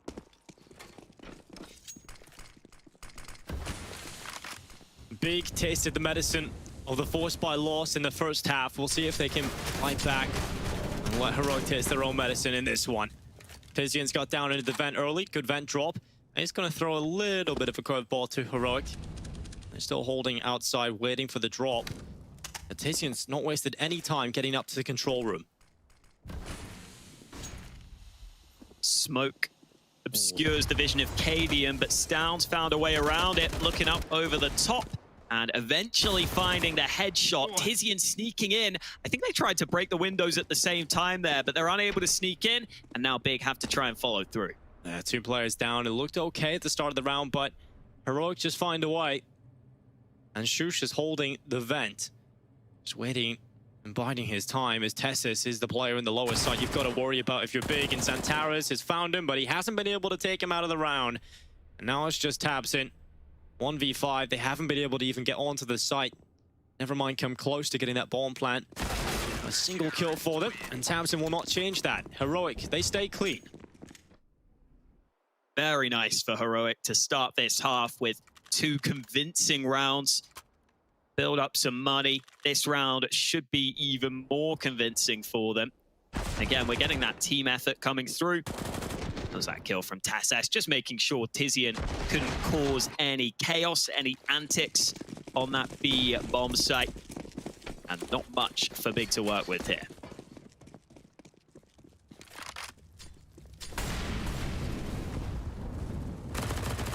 Not much at all, Hawker. And so far, okay, Tizian running down Tessis. He's going to try and put pressure onto him, but Tessis deals with it well. Refresh immediately will be standing himself down into the lower site to take up his post there.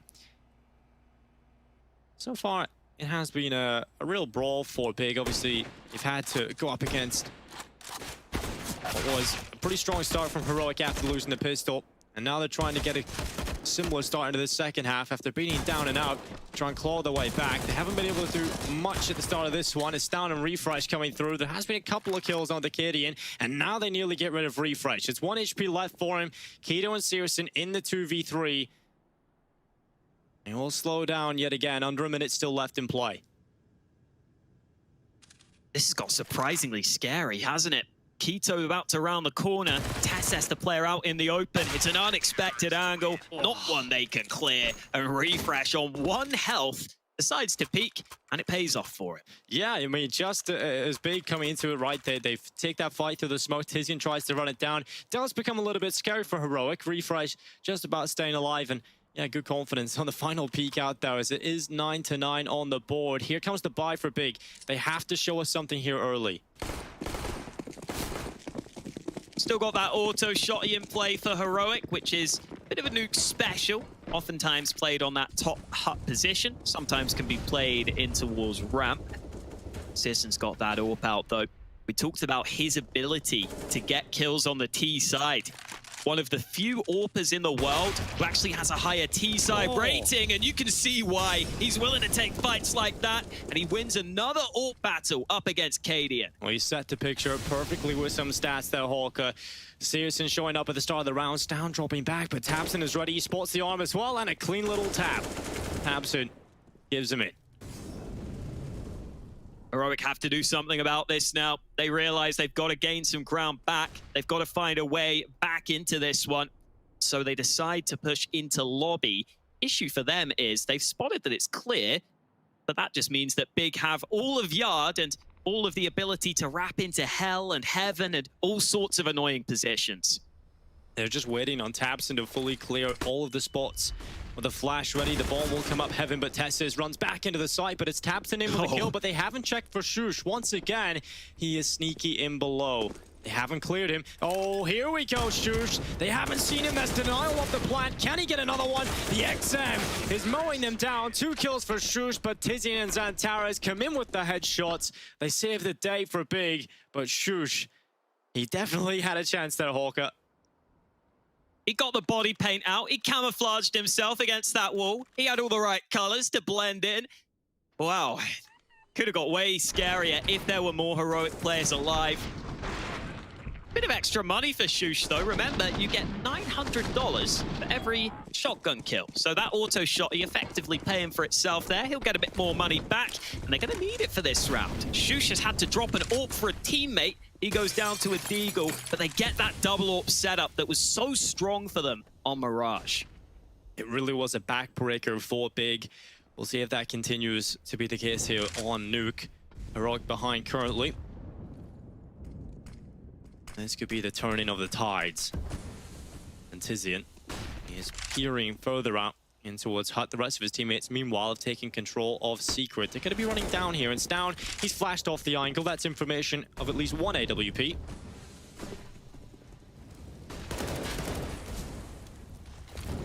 Ooh, this molly from Tizian. It could force 2 players out.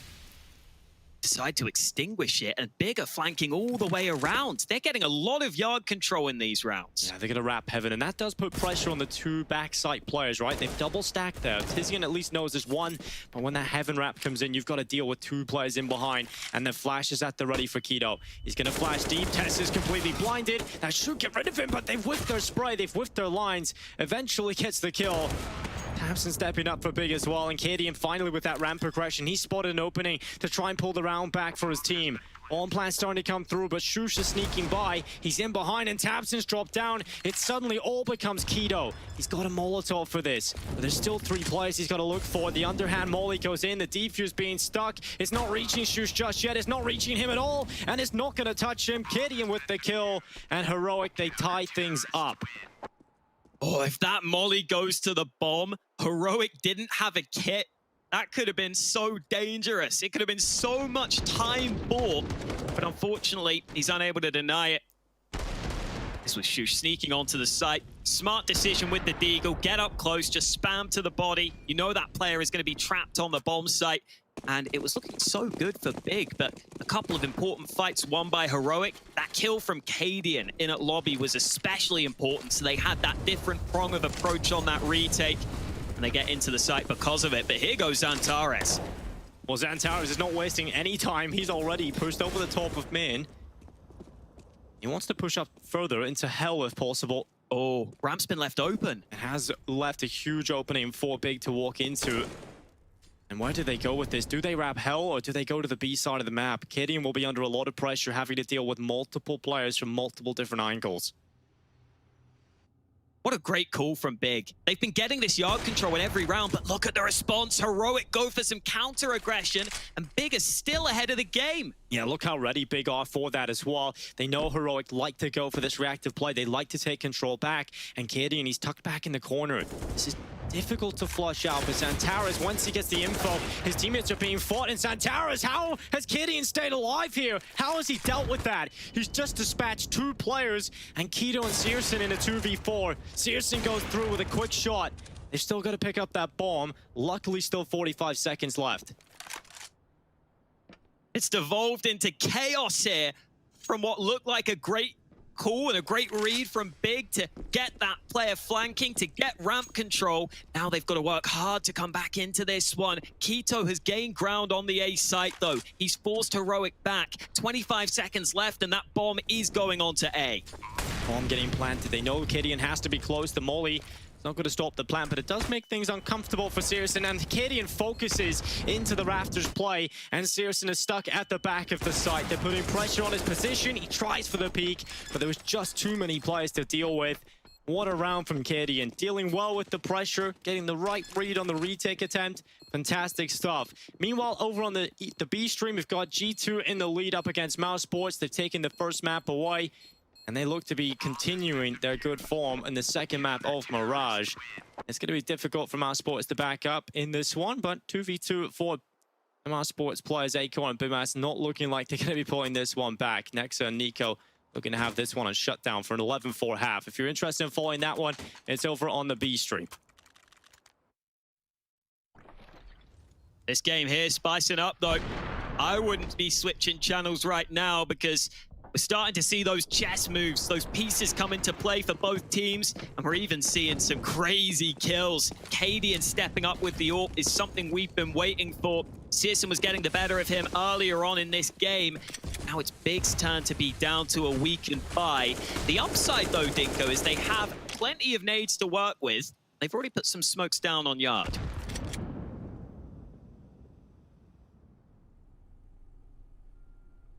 Oh, Heroic are ahead of that, though. They have a player down secrets. They know it wasn't the Yard play. And I think that allows Heroic to stay in place, be ready for these other plays. Yeah, it doesn't force them to adjust their setup at all. They're feeling comfortable about this one. And now Big, they're turning their attentions back in towards the A side of things. Tapson has got the Molotov ready for top of the hut. That's going to force refresh just off the position he got up onto, but they've got a couple of players into the site. Can they do anything about it though? Shush, he's only managed one, and the whole defense of the A site has only managed one kill collectively, but it's down through the smoke connects. There's a player right in front of him, and it's Tizian right to the smoke. One on the P250, but Cadian quick to respawn. It's Tessa's in lobby that might just get this fight against Keto, but it's Keto that comes out on top, and Cadian left alone. 1 versus 2 retake with the AWP. He goes to the decoy, but Big will secure 11 apiece. It's tied up again here on Nuke. That is a massive round for Big. Look at what that does to Heroic's economy. Winning with pistols makes all the difference, and Heroic know it. They take their last timeout ahead of this round. And that all comes down to that flashbang onto the site. Those flashes that were blinding Shush. You saw that setup from Heroic was clearly called that Shush was going to be watching ramp or watching Hut from the site. That's what they were assuming there. So once he gets blinded and once the big players are able to get out through Hut while Shush is blind, it allows them to get an easy kill onto an unsuspecting player. Just those couple of flashes make all the difference. We know that Big love to make the most of that utility. They focused the utility in that round. And even though they ran into 3 CTs on the A site, those nades helped them steal it away. They win a lot with a little. And round 23 should be a freebie. Heroic going to the USPs. It has been the story of Big, right? The utility usage more than their brawn, but they've got both in spades now. And the pressure outside coming in for the USPs. Luckily, Big holding it off. Not too many issues. Shushi been tying up down a little bit, but Cadian now the last remaining player. This is you in matchmaking, Dinko. Yeah, every time I call, let's 5-man rush Yard. Let's just try and mess him up. And then Dinko's like, I want to get a kill. Yeah, man. Hide in the corner. Every kill counts, right? Your stats have to look pretty, and if you can find one on an unsuspecting I play player, for the team, Dinko. I don't play for stats. Yeah, well, you know, Hawk, that's why you're at the bottom of the scoreboard every time. Well, Cadian finds himself an AK, and that's about it. He dies pretty quickly after. 12-11, 1 kill, and 2 overall for Heroic in that round, but Big will quickly sweep it under the rug. Heading into round 24, it's the buyout again for Heroic. The money was broken in the last round, but they've got to buy it back again. And to Cadian's credit, I was making fun of him a bit, but getting that 1 kill for him makes it a pretty decent difference when you're that AWPer. You want to get all the money you can, right? Because now he gets an extra nade, and you never know, that can make all the difference. Having that tiny bit of extra money to help get that 1 more nade when you have to buy that expensive gun can be impactful. So if that HE grenade comes back to win them the round, it'll all be down to that 1 USP kill for the extra $300. They're walking on the edges of these smokes, but Tess says he has a good position to deal with this walk-up. And Stown is in towards main alongside him to play together, and Testis will pick up this initial information. He gets the double kill. Well, actually just one. Stown backed him up there. Keto brought out of the round by him, and now the reface outside again. It's teamwork between Testis and Stown that's got this round locked in truly for Heroic, and it's just cleaned up. Not a single player drops for the Danes. Big try and see if they can just quickly wrap into main. Oftentimes, the CTs on Yard won't always play in that garage angle straight away in the round. So they were hoping they could maybe get ahead of it. But this time around, Testis was in an excellent position to get one kill from behind and to really help his teammate who was playing in main. Santara is very disappointed about that one. Still got to buy, though. Yeah, they do, and it's an important round coming up in round 25. Searson is going quickly towards ramp, but he's smoked off.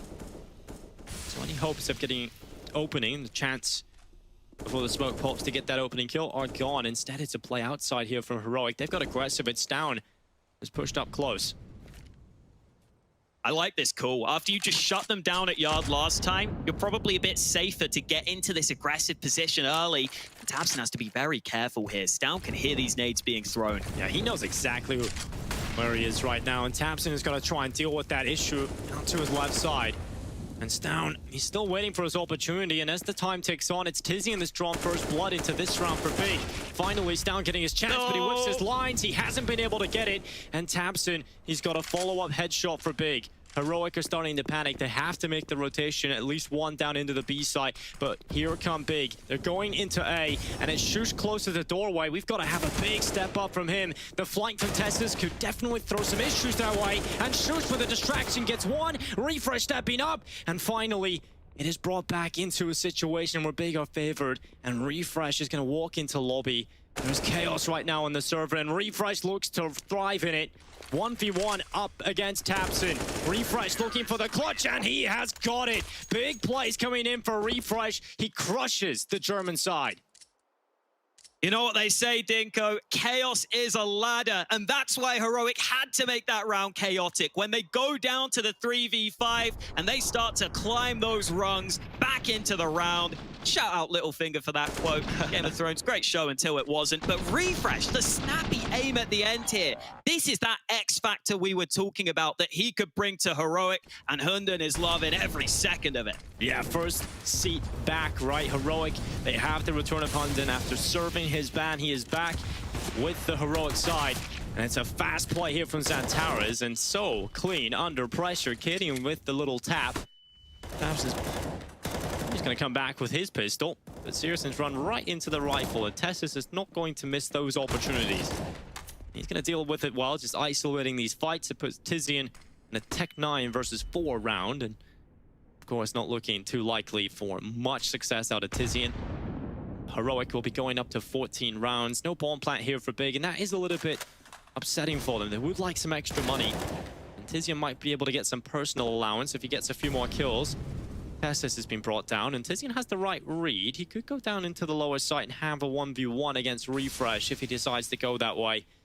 Tizian still has all the time in the world to think about what he wants to do into this one.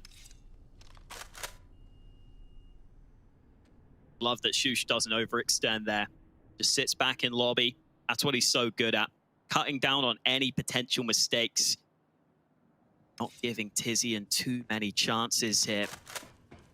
Maybe a bomb plant, though. Tizian's sneaking up towards A. They've heard that ladder, and now they're trained on his position. Yeah, now it becomes much more difficult, and Cadian closes it.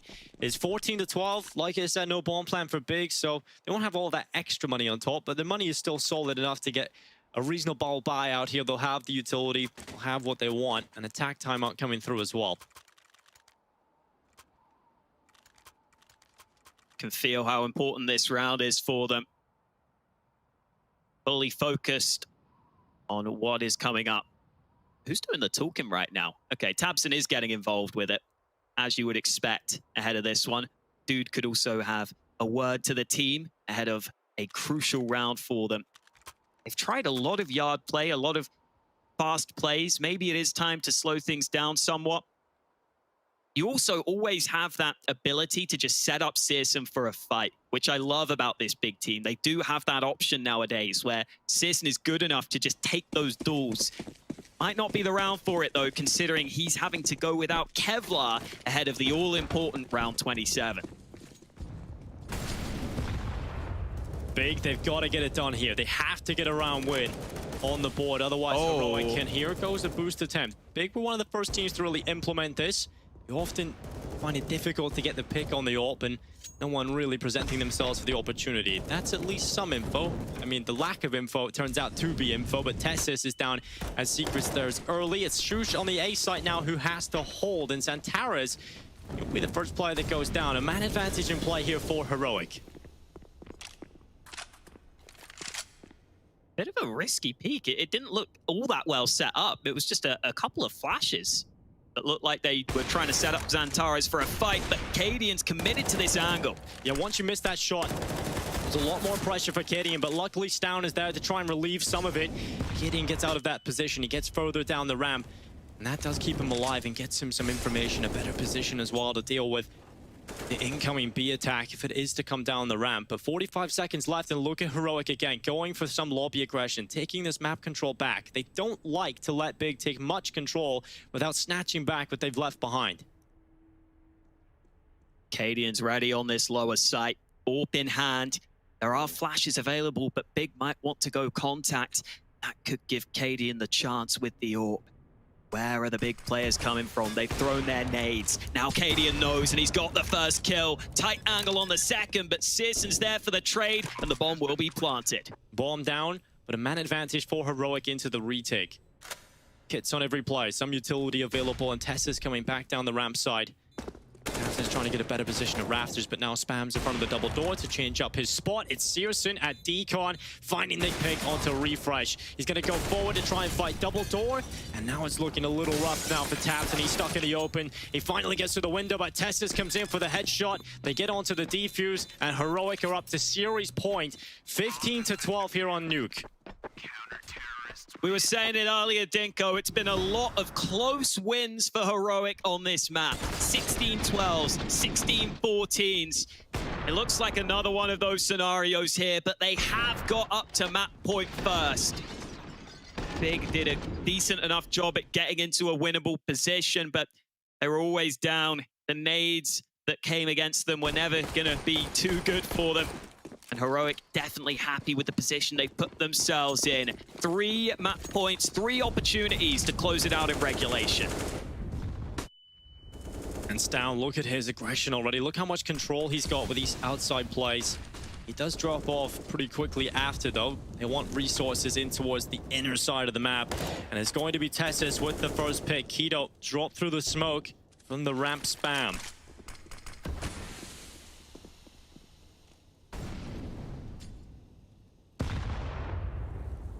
Nade into A.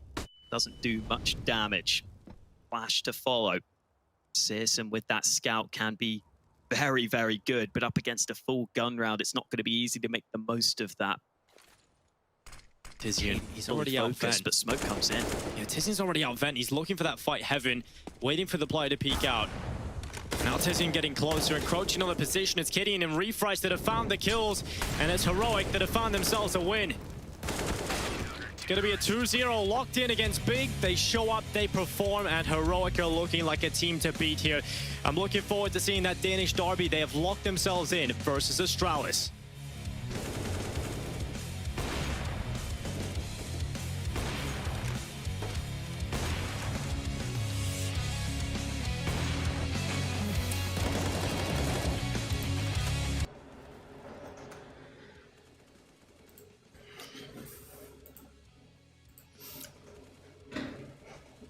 Ребят, ну что хочу сказать. Спасибо всем, кто был на канале с нами. Кто прожал лайкосы, кто подписался. Кто еще это не сделал и есть желание оставаться с нами и смотреть турниры по CSGO, я предлагаю вам это сделать. Подписаться, при том, что я провожу не только осмотр турниров, и провожу стримы по CSGO. Провожу стримы по World of Tank и PUBG Mobile. Поэтому, если есть желание оставаться со мной у меня на канале, я предлагаю вам подписаться.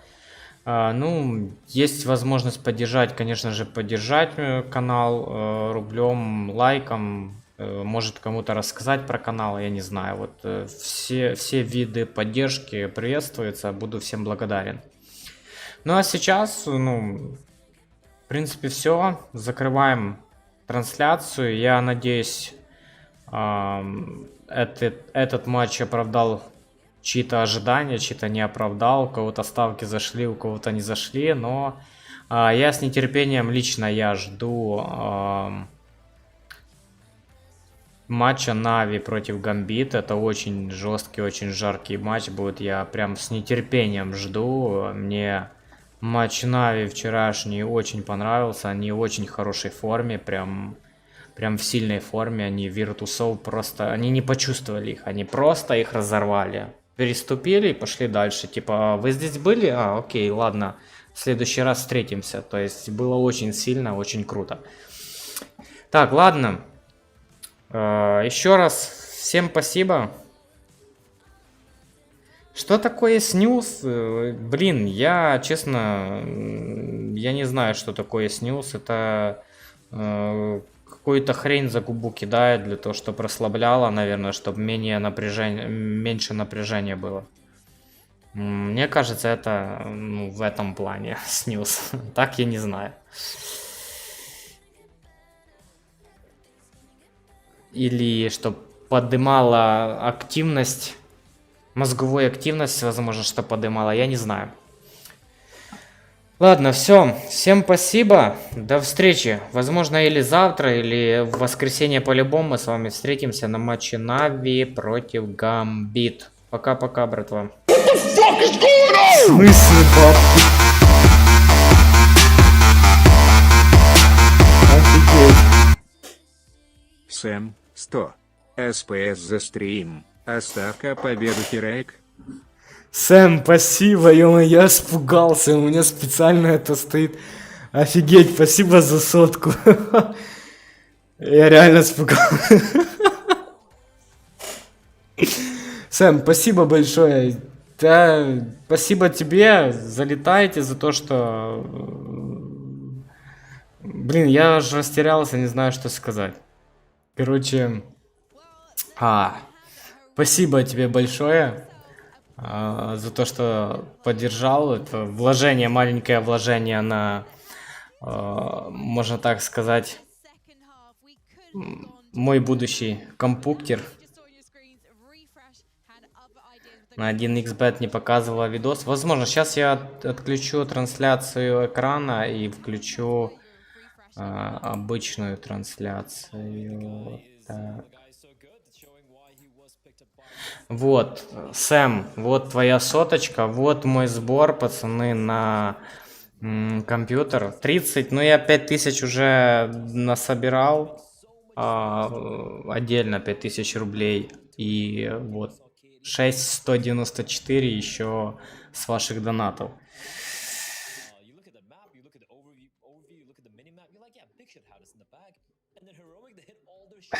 Спасибо, Сэм, спасибо. Ну, стримы будут регулярно, турниры я буду регулярно стримить, поэтому подписывайся, оставайся. И спасибо всем, мужики, за то, что... Блин, ты меня так испугал, отвечаю. Просто очканул. Все, мужики, теперь в натуре. Всем пока и всем спасибо. Давайте.